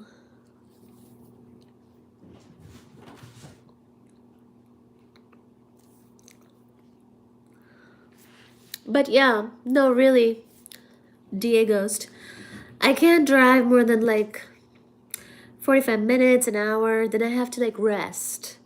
And hopefully I'm at a beach where I can find my center again. I really don't like driving longer because it's like hard for me. It's too much. And so I'm good with short distance though, like running errands kind of driving, city driving. But highway, I'm terrified of the highway and interstate roads. 45 minutes flight, I think. Okay. From Vegas? Okay, okay, okay. I'll do that. I'll get on a helicopter even. I did a helicopter tour. I'm good with that. Like we did one of my tours was Hoover Dam and Grand Canyon, like a helicopter landing in the Grand Canyon and all that. Good with all that. But me driving? Goodness gracious me, no. I can't. Need a driver or somebody who, loves to drive, who would rather do it and not withstand my driving.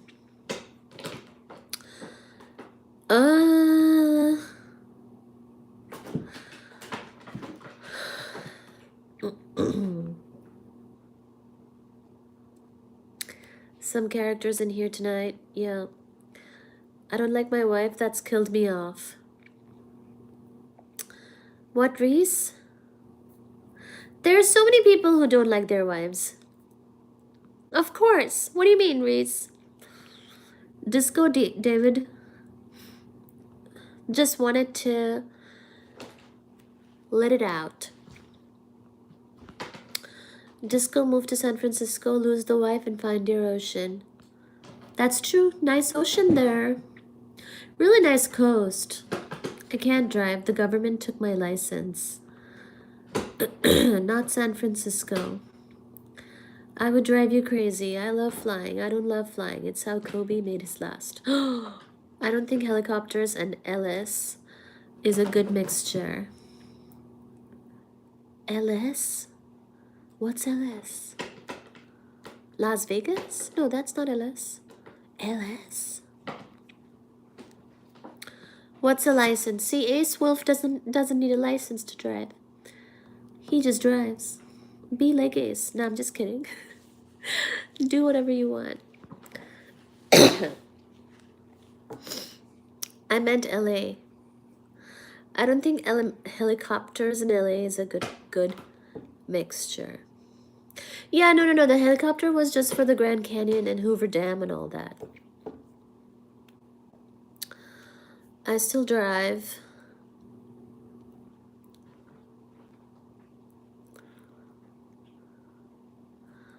I'm going to my wife's house no matter what. Oh. Okay. Dark energy and dark matter. Yes, usually that's what I talk about. Do you guys all know each other in real life? No! No, my love. We don't. Of course not. What do you think we're doing here?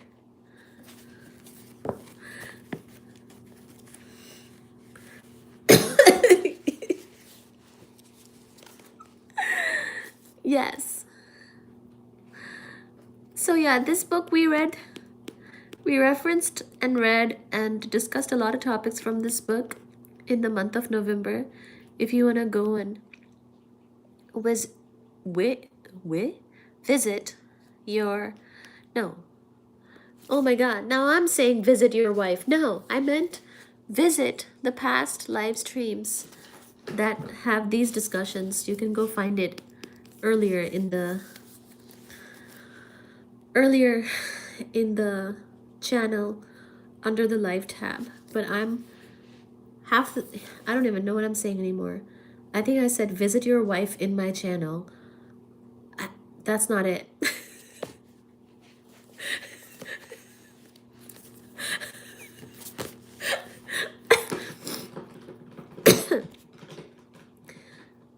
For real, she's actually this smart. Oh, thank you, Reese. Oh. No, no, no, no. But you don't have to read the book. See? You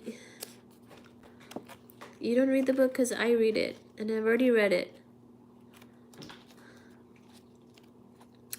I've already read it. And it's already there. And we've already discussed it. And we've already... Hi, Suji Mama. And we've already been through all the discussions at length on my channel under the live tab. Yeah, something like that. I met a kid huffing paint. Actually, let me read a little bit. That'll make me happy. You guys ready? Even though my voice is not the best. Ooh, let's read this part.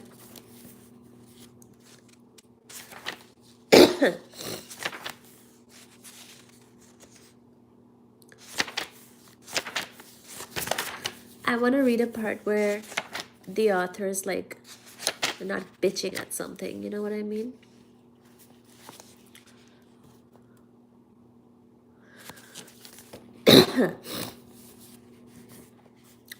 Must have been a PNG?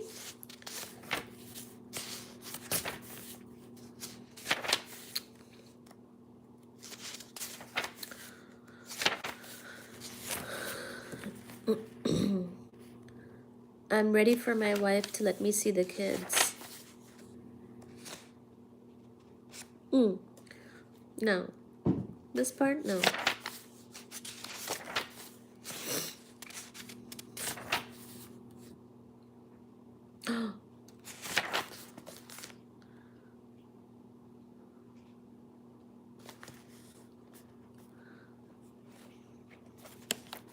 Not this part.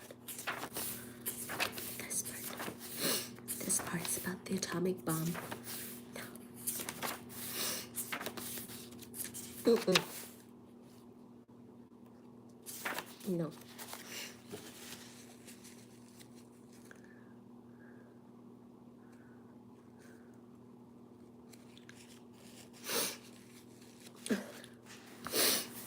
Okay, fine.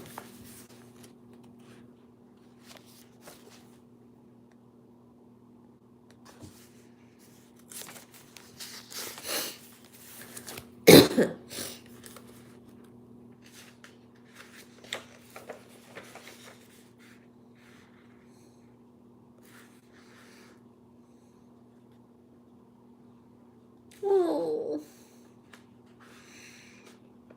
I don't like the last part where Einstein is getting old. Oh.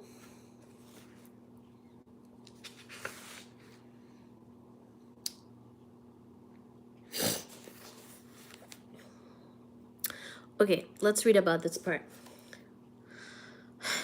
Under the direction of J. Robert Oppenheimer, who had worked on Einstein's theory of black holes, hundreds of the world's top scientists were secretly contacted and then shipped out to Los Alamos in the desert of New Mexico. I'm sure you know about that, Diegost.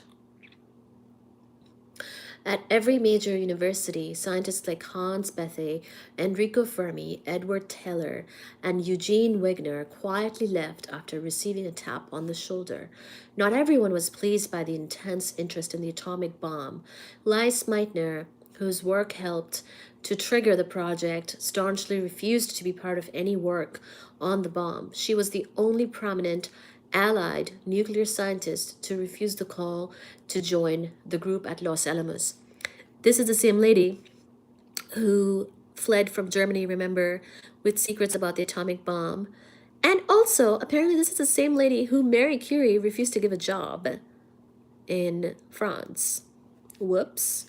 But she came to the US with all these secrets, and she did not want to be part of this whole legacy of the bomb and become famous because of it and things like that, even though she's the one who gave the E equals MC squared connection of the bomb. I will have nothing to do with the bomb, she said flatly. Years later, when Hollywood scriptwriters tried to glamorize her in the film The Beginning of the End as the woman who bravely smuggled out the blueprint for the bomb as she fled Nazi Germany, she replied, I would rather walk down Broadway naked than be part of this fanciful, scurrilous effort. Einstein was aware that all his close colleagues at Princeton were suddenly disappearing, leaving a mysterious mailing address in Santa Fe, New Mexico. Einstein himself, though, was never given the tap on the shoulder and sat out the entire war at Princeton. The reason for this has been revealed in declassified war documents. Vannevar Bush, the chief of the Office of Scientific Research and Development, and Roosevelt's trusted advisor, wrote, I wish very much that I could place the whole thing before him, Einstein, but this is utterly impossible in view of the attitude of people here in Washington who have studied his whole history. FBI and Army intelligence concluded that Einstein could not be trusted in view of his radical background. Radical. Yes. This office would not recommend the employment of Dr. Einstein on matters of a secret nature without a very careful investigation, as it seems unlikely that a man of his background could, in such a short time, become a loyal American citizen. Apparently, the FBI did not realize that Einstein was already well aware of the project and, in fact, had helped to set it into motion in the first place. But they didn't believe him, or they didn't trust him. Einstein's FBI file, recently declassified, runs 1,427 pages. J. Edgar Hoover had targeted Einstein as being either a communist spy or a dupe at best. Yeah? Are you going to ask your colleagues about it, Diegost? The agency carefully screened every piece of gossip about him and filed it away. Ironically, the FBI was curiously negligent in confronting Einstein himself, as if they feared him. Instead, agents preferred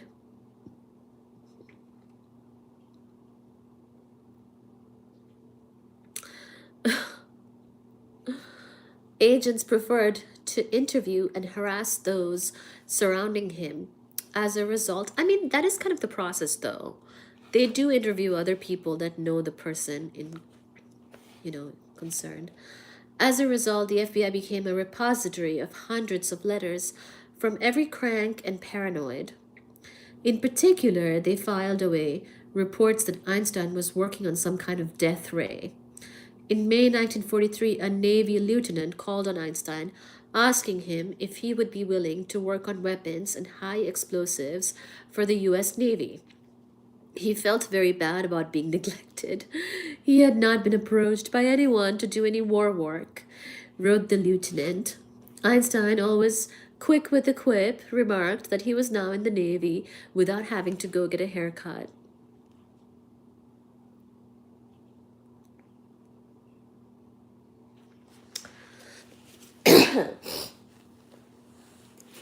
Oh. The intense Allied effort to build an atomic bomb was stimulated by fears of the German bomb. In reality, the German war effort was badly understaffed and underfunded.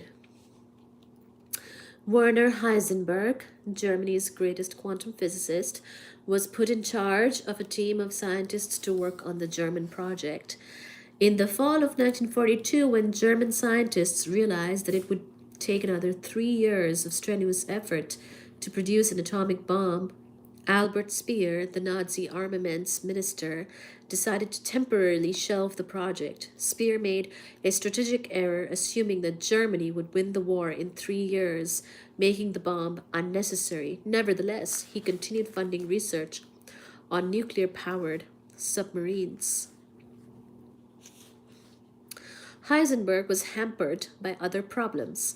Hitler declared that ordnance development would proceed only on weapons that promised results in 6 months, an impossible deadline. In addition to a lack of funding, German laboratories were under attack by Allied forces. In 1942, a commando squad successfully blew up Heisenberg's heavy water factory in Vemork, Norway, in contrast to Fermi's decision to build a carbon based reactor. The Germans chose to build a heavy water reactor that could use natural uranium, which was plentiful rather than the extremely rare uranium 235. By the way, we will talk about nuclear physics at length more,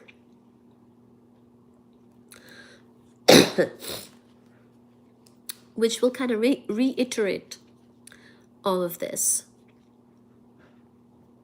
We were just talking about how the binding energy of helium-4 has a local maximum, giving us a very stable nucleus, and that is why we had helium in the early universe, and how later on we will see that, carbon, you can get carbon out of multiple helium nuclei, and that iron has a very stable nucleus with a high binding energy.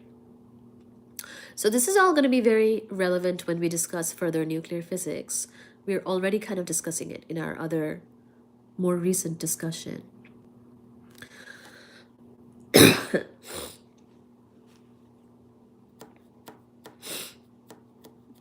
Chocolates laced with cocaine. That makes sense. You get dopamine from cocaine. I worked in a lab where we researched this actually in chemistry.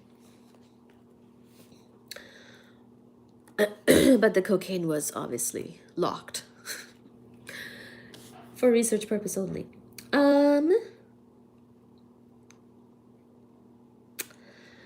So in 1943, the Allies hit Berlin hard with saturation bombing, forcing Heisenberg to move his laboratory.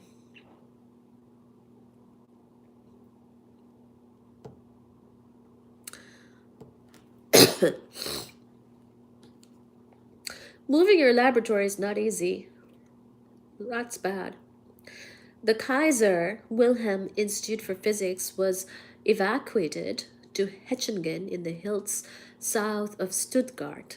Heisenberg had to build Germany's reactor in a rock cellar in nearby Haigerloch.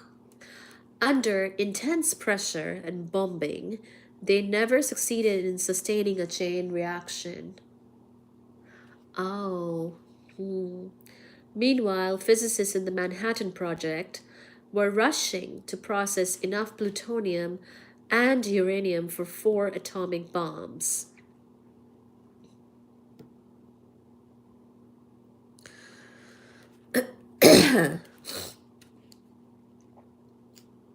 Meth.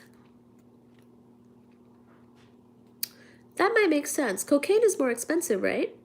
I don't really know, but that would make sense.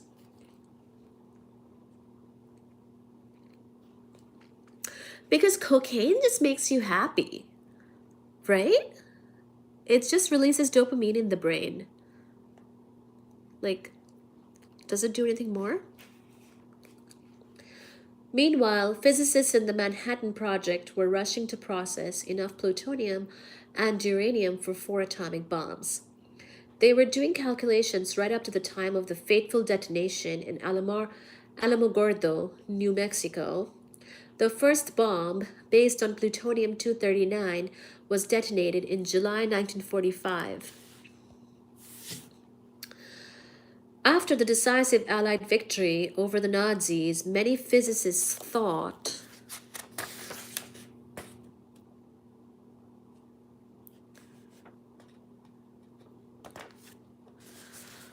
that the bomb would be unnecessary against the remaining enemy, Japan.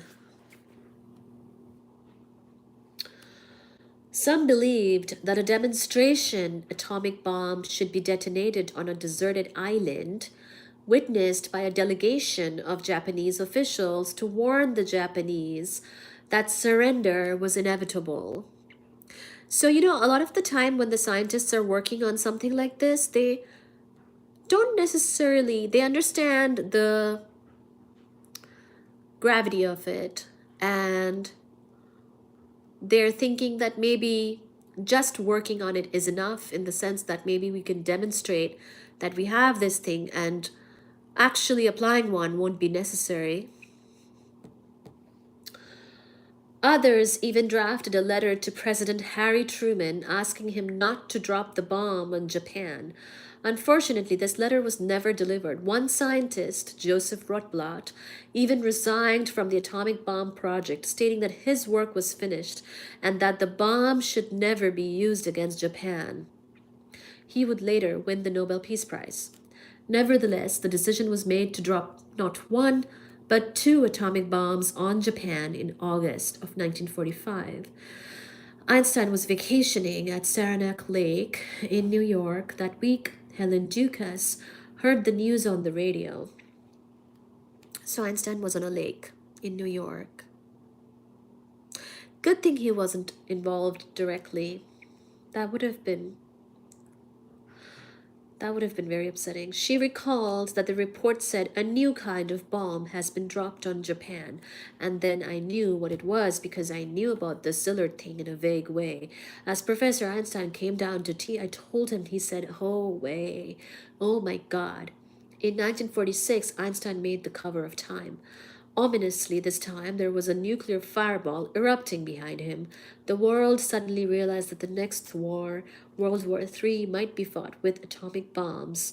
But Einstein noted because nuclear weapons might send civilization back. Thousands of years, World War IV would be fought with rocks. That year, Einstein became chairman of the Emergency Committee of Atomic Scientists, perhaps the first major anti-nuclear organization, and used it as a platform to argue against the continued building of nuclear weapons and to advocate one of his cherished causes, world government.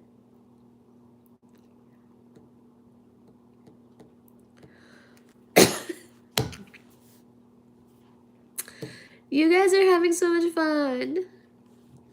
Meanwhile, amidst the storm unleashed by the atomic and hydrogen bombs, Einstein maintained his peace and sanity by returning stubbornly to his physics. Yay! In the 1940s, pioneering work was still being done in the areas he helped to found, including cosmology and the unified field theory. This was to be his last and final attempt to read the mind of God. So after this, I get really sad because in the book, he's working on grand unified theory and he can't get it. He died without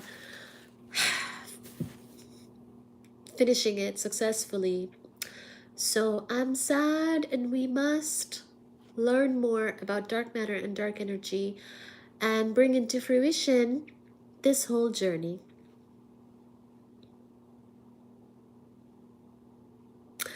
Thank you guys for chatting.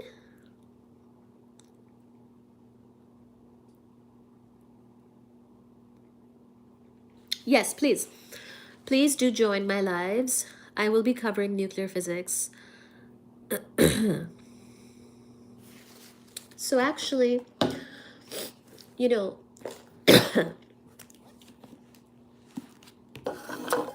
were you guys here when I talked about the binding energy of helium-4? I already kind of mentioned it, so I'll keep going. So next in our journey, we will talk about neutron abundance in the early universe.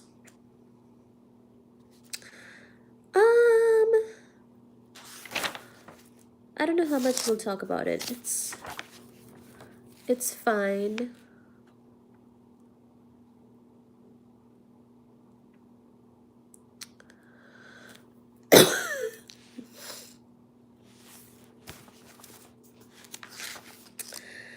A useful way to approximate light element production is that it occurs instantaneously at a temperature of T nuke when the energetics compensates for the small baryon to photon ratio. So we kind of mentioned that when the Big Bang happened and the early universe started to be, it was much more radiation dominated. And something else we've been talking about, the expansion of the universe, which we can kind of quantify with this thing called the scale factor, given by small a. Its dependence on cosmic time has changed from going as t to the 1/2 in the early universe when it was radiation dominated to t to the 2/3 when it became more matter dominated. And there's even an epoch of radiation matter equality, leading us to be able to do certain other math and things like that. And we've figured out, I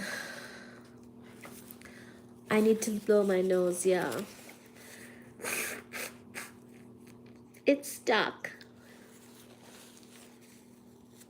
Or I can continue tomorrow. That's right, the God particle is the Higgs boson. So we discovered the Higgs boson in 2012.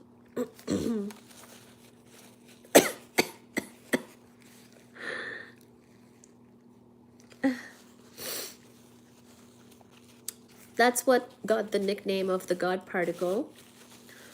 So I'll just say real quick, some of you are new, some of you are old in the live. So there are 3 types of particles in the standard model or ordinary matter type of particles. Neutrinos? No, neutrinos are older than that.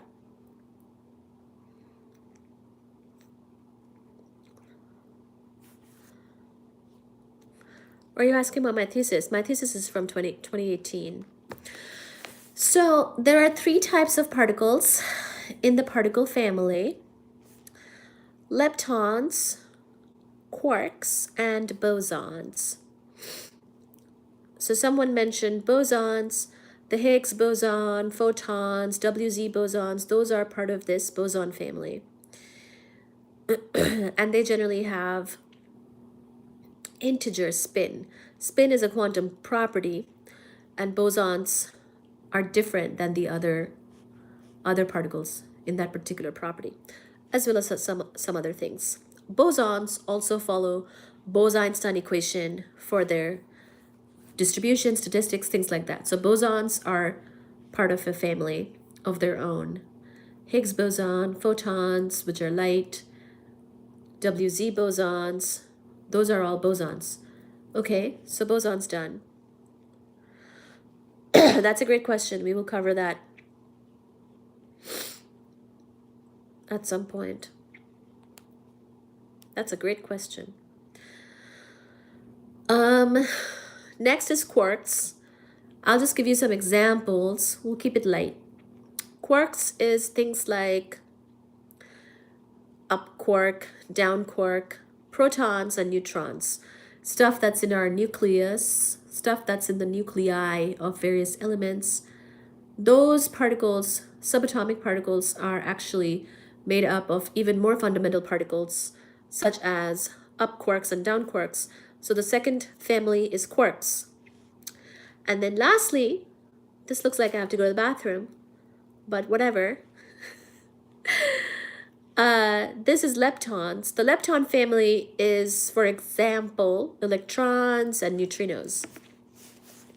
So this neutrino particle is something much, much lighter than an electron. Electrons are pretty light too.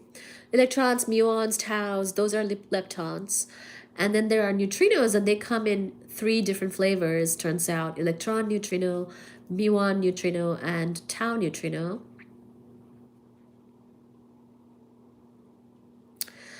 Which ones are the smallest?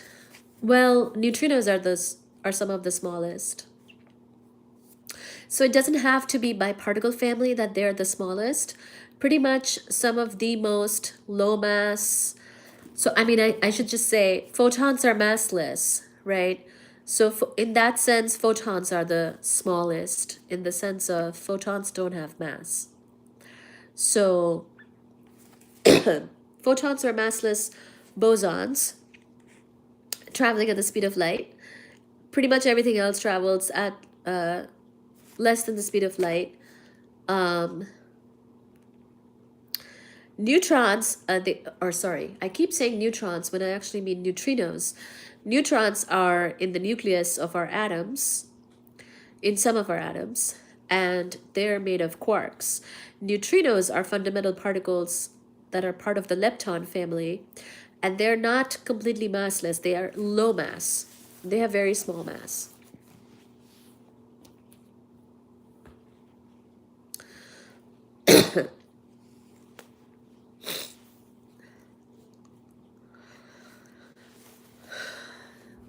Because photons are traveling through space-time, and space-time is curved by more massive bodies because gravitation is part of the curvature of space-time under general theory of relativity. So general theory of relativity predicts that something very massive can bend light because something very massive is going to change the curvature of space-time, and light is still, moving through that same space-time, where space-time is the new coordinate system here. It's the four space-time coordinate system in general relativity. So even though in classical physics we would not expect light to be bent by gravitation, but in general relativity, which is the more updated theory for gravitation, where gravitation is not a force, but a part of the curvature of space-time, we actually did the math for this in one of my lives recently. We set d2xi dt2 equal to 0 because gravity is not a force in general relativity. So a free particle in space-time in the universe, d2xi dt2 equal to 0, as in the acceleration is 0 of a free particle in the universe because gravity is now part of space-time. It's not a force in space-time. And so we actually predicted, remember, that the sun can bend starlight. Einstein predicted that, and he even said by how much the sun would be bending starlight. Now, of course, you can't see it usually because the sun kind of drowns everything in its own light, but they waited for an eclipse and actually showed that he was right, and it did bend starlight, and we've seen other evidence of it too. So the fabric of space bends, space-time, so the photon has to travel further. Yes, the fabric of space-time. Space-time. There's no space in general relativity. General relativity has four coordinate system. The 0th index is given to time, and the next three indices from 1, 2, and 3 are given to space. So 1 time and 3 spatial indices given to 4 space-time. Special Theory of Relativity 2 also has 4 space-time. But we set up the math for general relativity and this cosmology discussion in one of my live streams. I think I called it Einstein's equations, maybe. We kind of set it up a little bit there with a little bit more detail. So the fabric of space-time bends because it's also about, like, time is slower. Remember, even from special theory of relativity, we know that how fast time goes is slower or faster, depending on your frame of reference, depending on what's happening. The only thing was that special theory of relativity was written for, or was developed for inertial frames of reference, so it did not allow for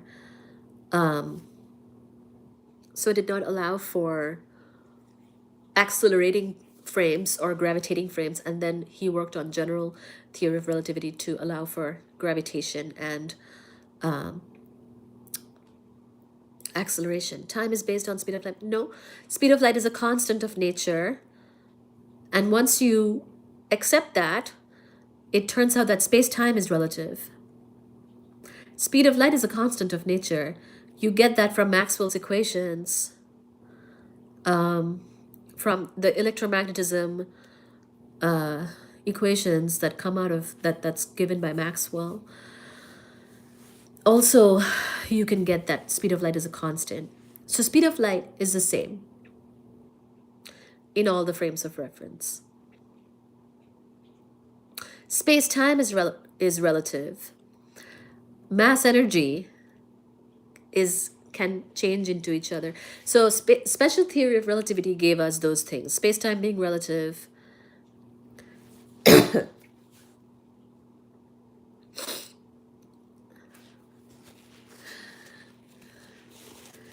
Well, I think darkness is relative. What do you mean by darkness? Speed of light. So what is light, right? Light is an electromagnetic wave. So light has a wave nature as well as a particle nature. But basically they were doing work with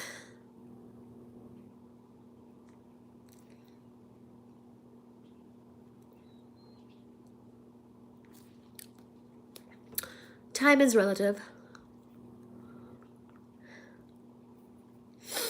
Yep. Space and time are both relative. You get length contraction and time dilation depending on your frame of reference. Yes, space and time are relative. Speed of light is a constant of nature. Hi, Jesse. Hi, Alexis. Hi, Reese. This is confusing. Reese, you've been through this. We talked about this.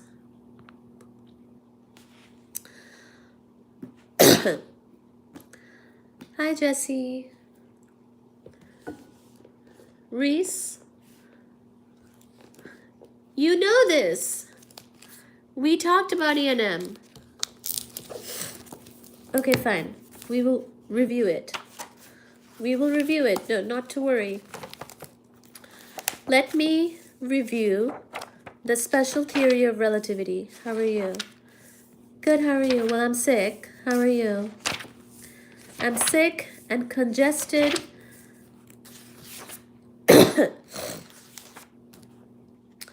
Remember the basis of special theory of relativity?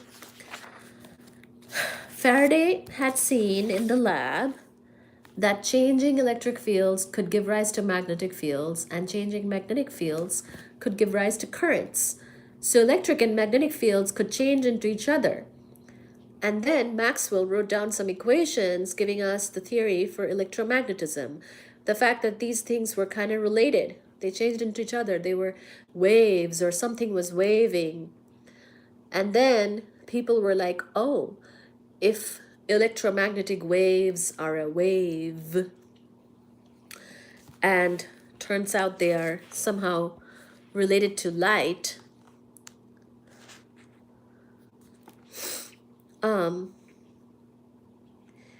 thank you. They asked, what is waving? And people thought they needed something like ether or and whatnot. We talked about that from that book I was just reading earlier on in that book. But Einstein is the one who said that actually you don't need ether. And because the speed of light is a constant of nature. So darkness being a black hole,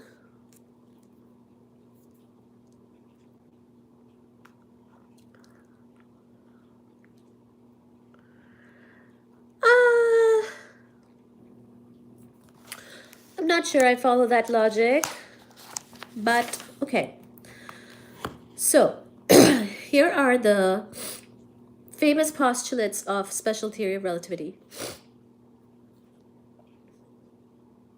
The laws of physics apply in all inertial reference systems.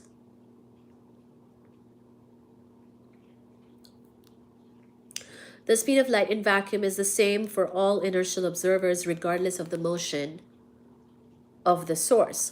Because remember, they were thinking that some ether wind might need to be explained because we saw light coming from all these different stars, was like some complicated thing happening where the ether was bringing us, was mediating the light, blah, blah, blah. And it turned out that no, none of that was needed because the speed of light is a constant. It's same. Even if you go at a speed close to the speed of light, you will still see the speed of light as a constant. This is a very significant discovery. It's a very grave, it has a lot of gravity. Pun not intended in this case, because it's just a special theory of relativity. Gravity comes in with the general theory of relativity. So, this whole notion that the speed of light is a constant, can you imagine? Even when you're going at a very high speed, you will still experience the speed of light to be the speed of light.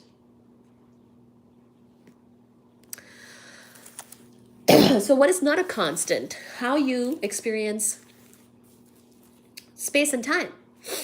Your experience of space and time will be relative, depending on how fast you're going and things like that.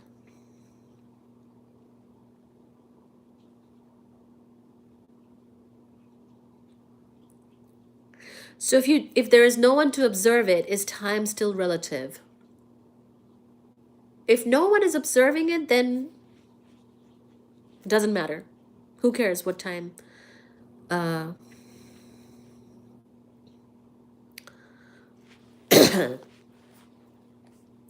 Thank you, Supri Wang. Thank you for coming to the live.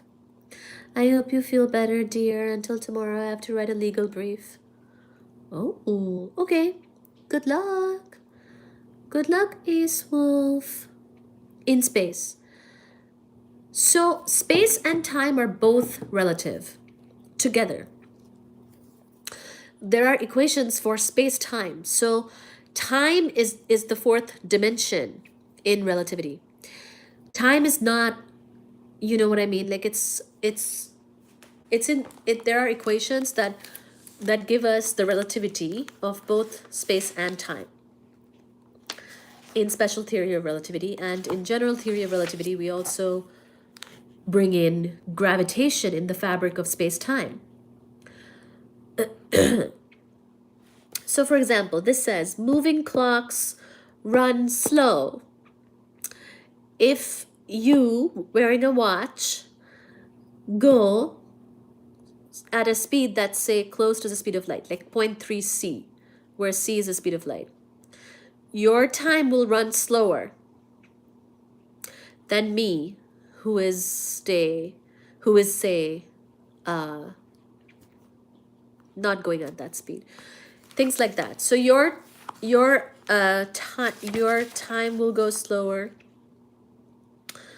and then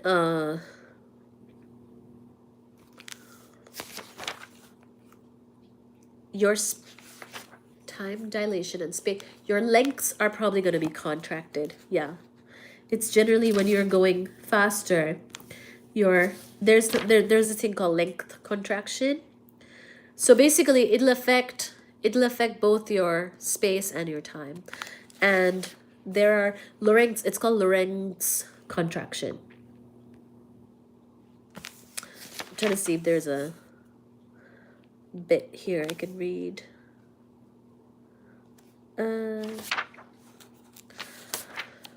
But you know, if you're not going at that speed and you're not looking at the time, then it doesn't matter.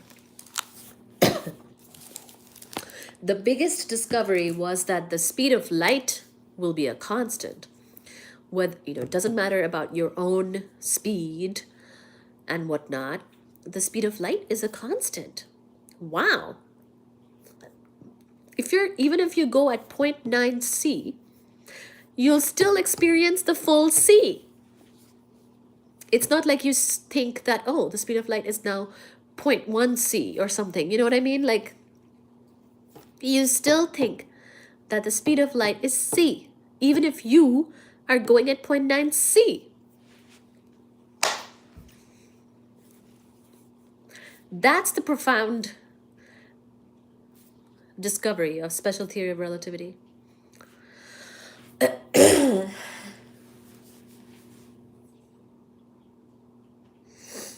And then it gets even better in general theory of relativity. Just, wow, I don't even know my voice. Just fantastic.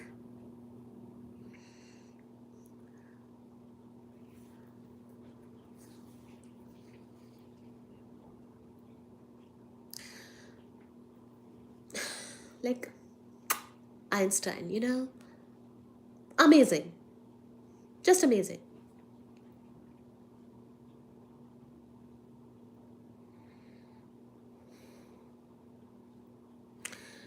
Good night.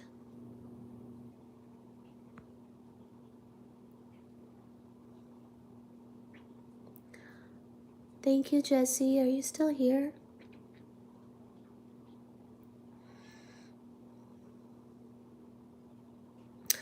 But I'm glad we spoke about some physics today. Yay.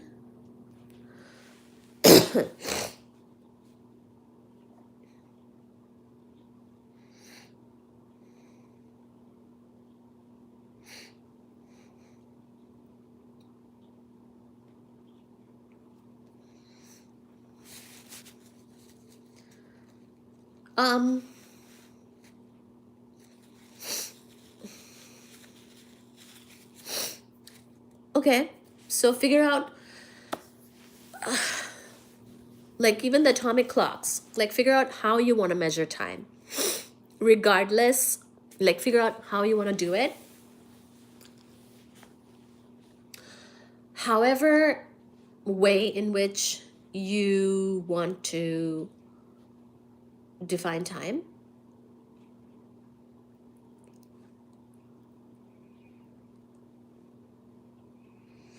That is relative. However way.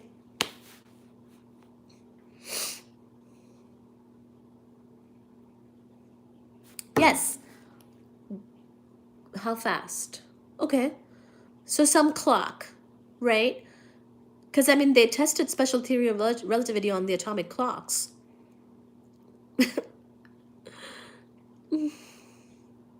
However, whatever clock you come up with, because you can have your clock and you can give that same type of clock built in the same exact way to a friend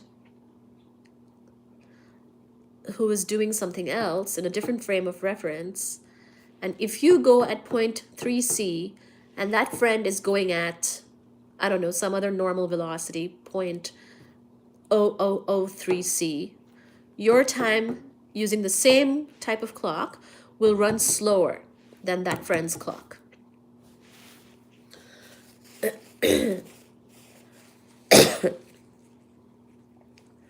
Because your reality will be different than that friend's.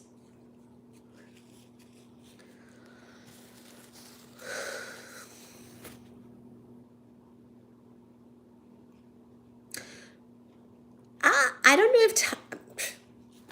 don't know if I understand that statement. Time can be defined as speed, but I'm just saying come up with your own clock, a way to keep time.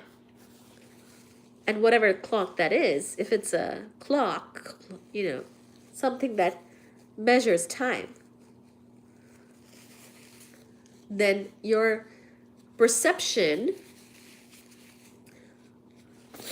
of that time will be different for you in that particular frame of reference versus for the friend.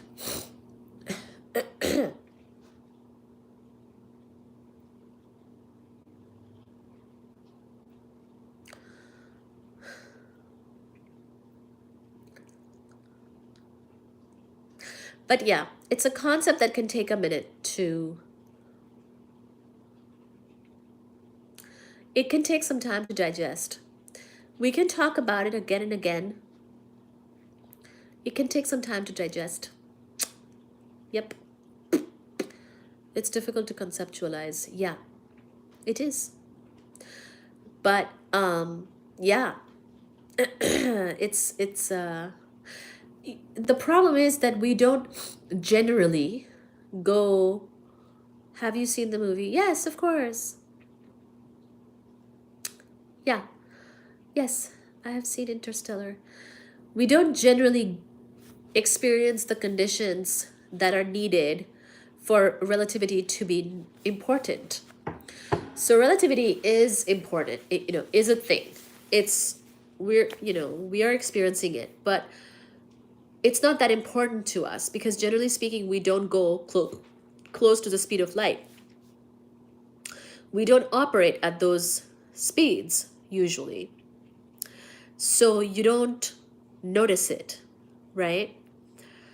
And even general relativity, when they discover gravity waves, those are coming from really exotic events far away from us, like two black holes colliding or merging. That's not a normal event. So when extreme things have to happen for you to observe and take note of something, then that does not apply to your everyday life. And that's why when you're learning about it now, out of nowhere, it might just seem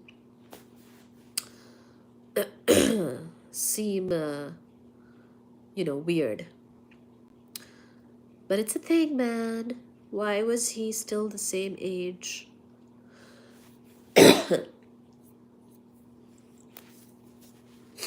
So why was he still the same age when he returned to Earth? Because of time dilation.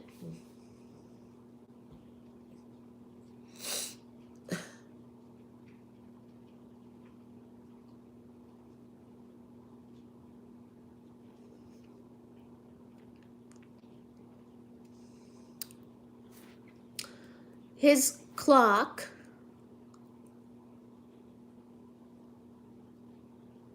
yes, it does. If you go to space, time is still a thing. You can still wear a clock, or sorry, a watch.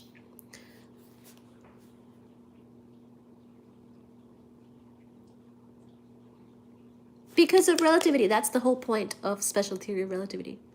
Space-time is relative. It's not it's not an absolute.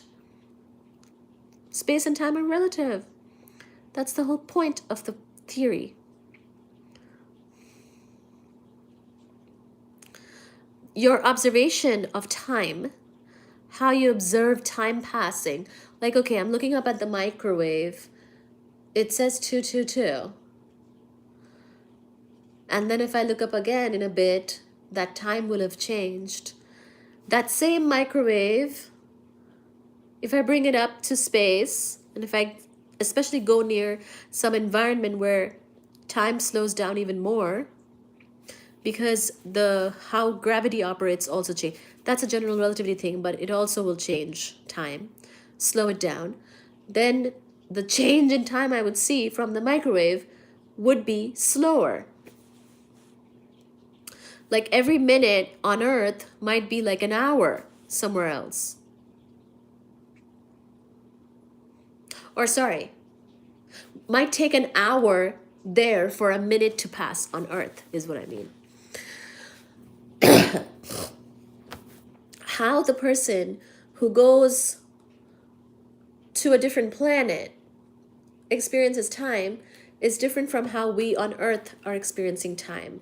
So for us, we might have seen him go and come back. For him, he has spent a long time out there, but time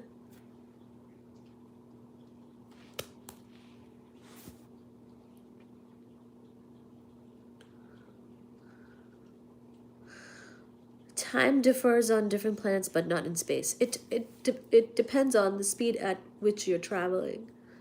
it it's different in space too, not just planets.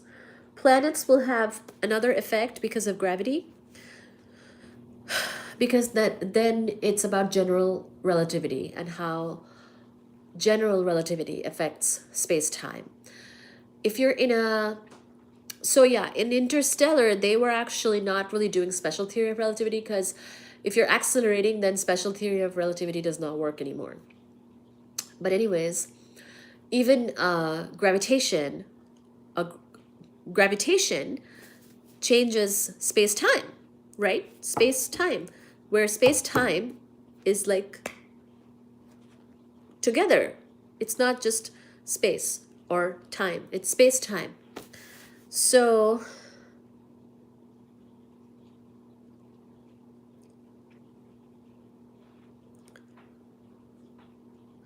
so first of all, you would be traveling through space at a speed maybe close to the speed of light, but not at speed of light. Nothing can go at the speed of light except for light. So, say you're flying through space at a speed close to the speed of light. Light, the speed of light would still be a constant in that particular reference frame. So, you're in a reference frame where you're going. So, so here's the thing. What do you think happens when you go close to the speed of light? Actually, this is what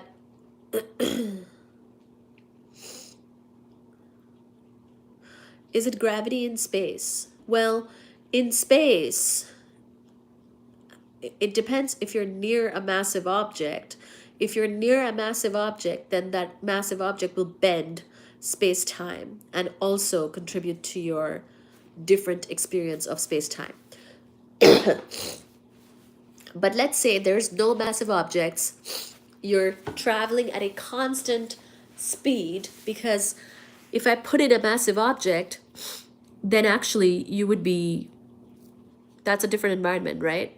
Let's say you're not accelerating, not doing anything, you're just going at a constant speed through space at a speed close to the speed of light, like what Reese is asking. He said speed of light, but you can't actually go at the speed of light. You would go slightly slower than the speed of light, okay? So say I am traveling through space at a constant speed of like 0.9 c. What do you think I would see? What do you think I would experience? I would still experience the speed of light to be a constant. This is what I was saying earlier. The laws of physics would still be the same, even though I'm going at this enormous speed now myself. And the speed of light is still a constant, even though I'm going at 0.9 c, but c is still equal to c because it's a constant. And I check the time, and I check the time again, and that time is gonna run slower than if I were going at a lesser speed.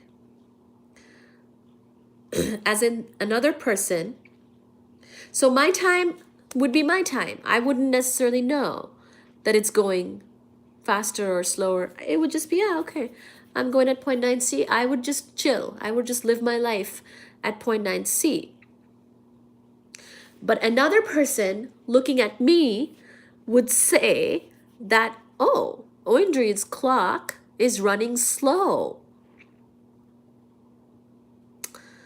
Yeah, yeah. Because I still experience the same physics. Even though I'm going at 0.9 c, I still experience the same physics, and I still experience the same speed of light for light. That other person in a different frame of reference going at a lower speed than me, for them too, the speed of light is still a constant. And for them too, physics laws are still the same. And they would say,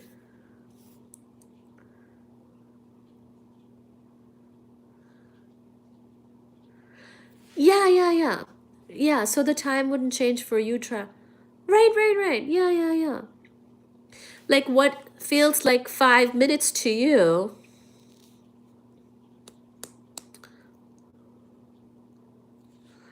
yeah.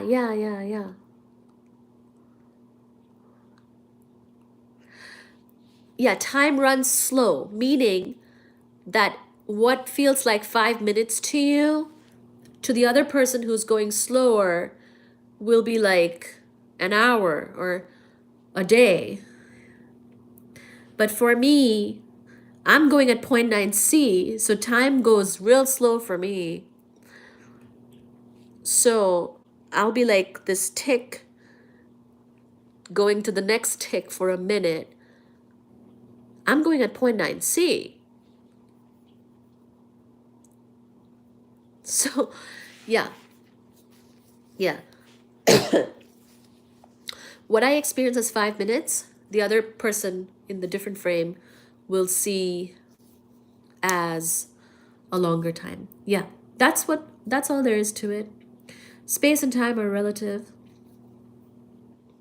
Oh, and there's also length contraction, time dilation and length contraction. I will experience space lengths, the length along which I'm traveling at the speed of zero point 0.9 c. I will experience that to be shorter than someone else because speed of light is still a constant for me. So it all comes from the speed of light being a constant in both frames, in the faster frame as well as the slower frame. Yeah, yeah, no worries. You would experience light and vibrations. So the vibrations from objects can do it, but I'm referring to space by itself. Is it gravity in space? So, because in space, it depends where. If you're in space but close to Earth, you're still going to experience the gravitation of Earth. That is the space-time curving of Earth. So you'll still experience, you know, earthly type of things, most likely. It's not like you're in space, so you're just done, right? Even the moon is in space. The moon is under our gravity, right? The moon is following the path that it's made to follow because of Earth's general relativity. Earth told the moon from a distance, hey, you're going to follow that path for freaking forever. Because I said so, space time is bent by Earth in our local environment. So the moon goes around us. We have a bunch of fake satellites, That's all done by the general relativity environment of the Earth. So now in space, you have to see where you are. If you're near the sun, then your experience is going to be more probably affected by the sun. It's going to be more extreme than, for example, the Earth, because the sun is a much more massive object. So how the sun bends space-time is going to be different. So time will run slower closer to the sun as well.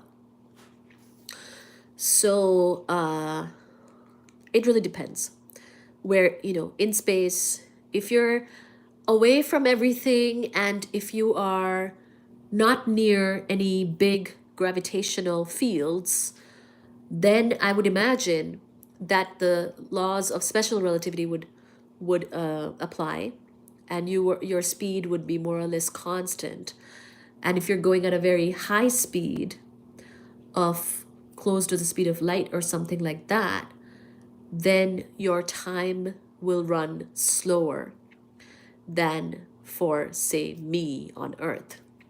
So time is still relative for you. That's why they can come back young and all that stuff. But I don't know. I don't know. I don't know exactly what those movies are doing. But yeah, your time will run slower, as in you will think that less time has passed when you're going at a high speed in space. and also if you're not affected. So I was describing special theory of relativity. You'll probably maintain your constant speed because nothing is affecting it, and you'll just keep on going. And it's not like you would care because your time is your time. Unless you're comparing it to somebody else's in a different frame of reference who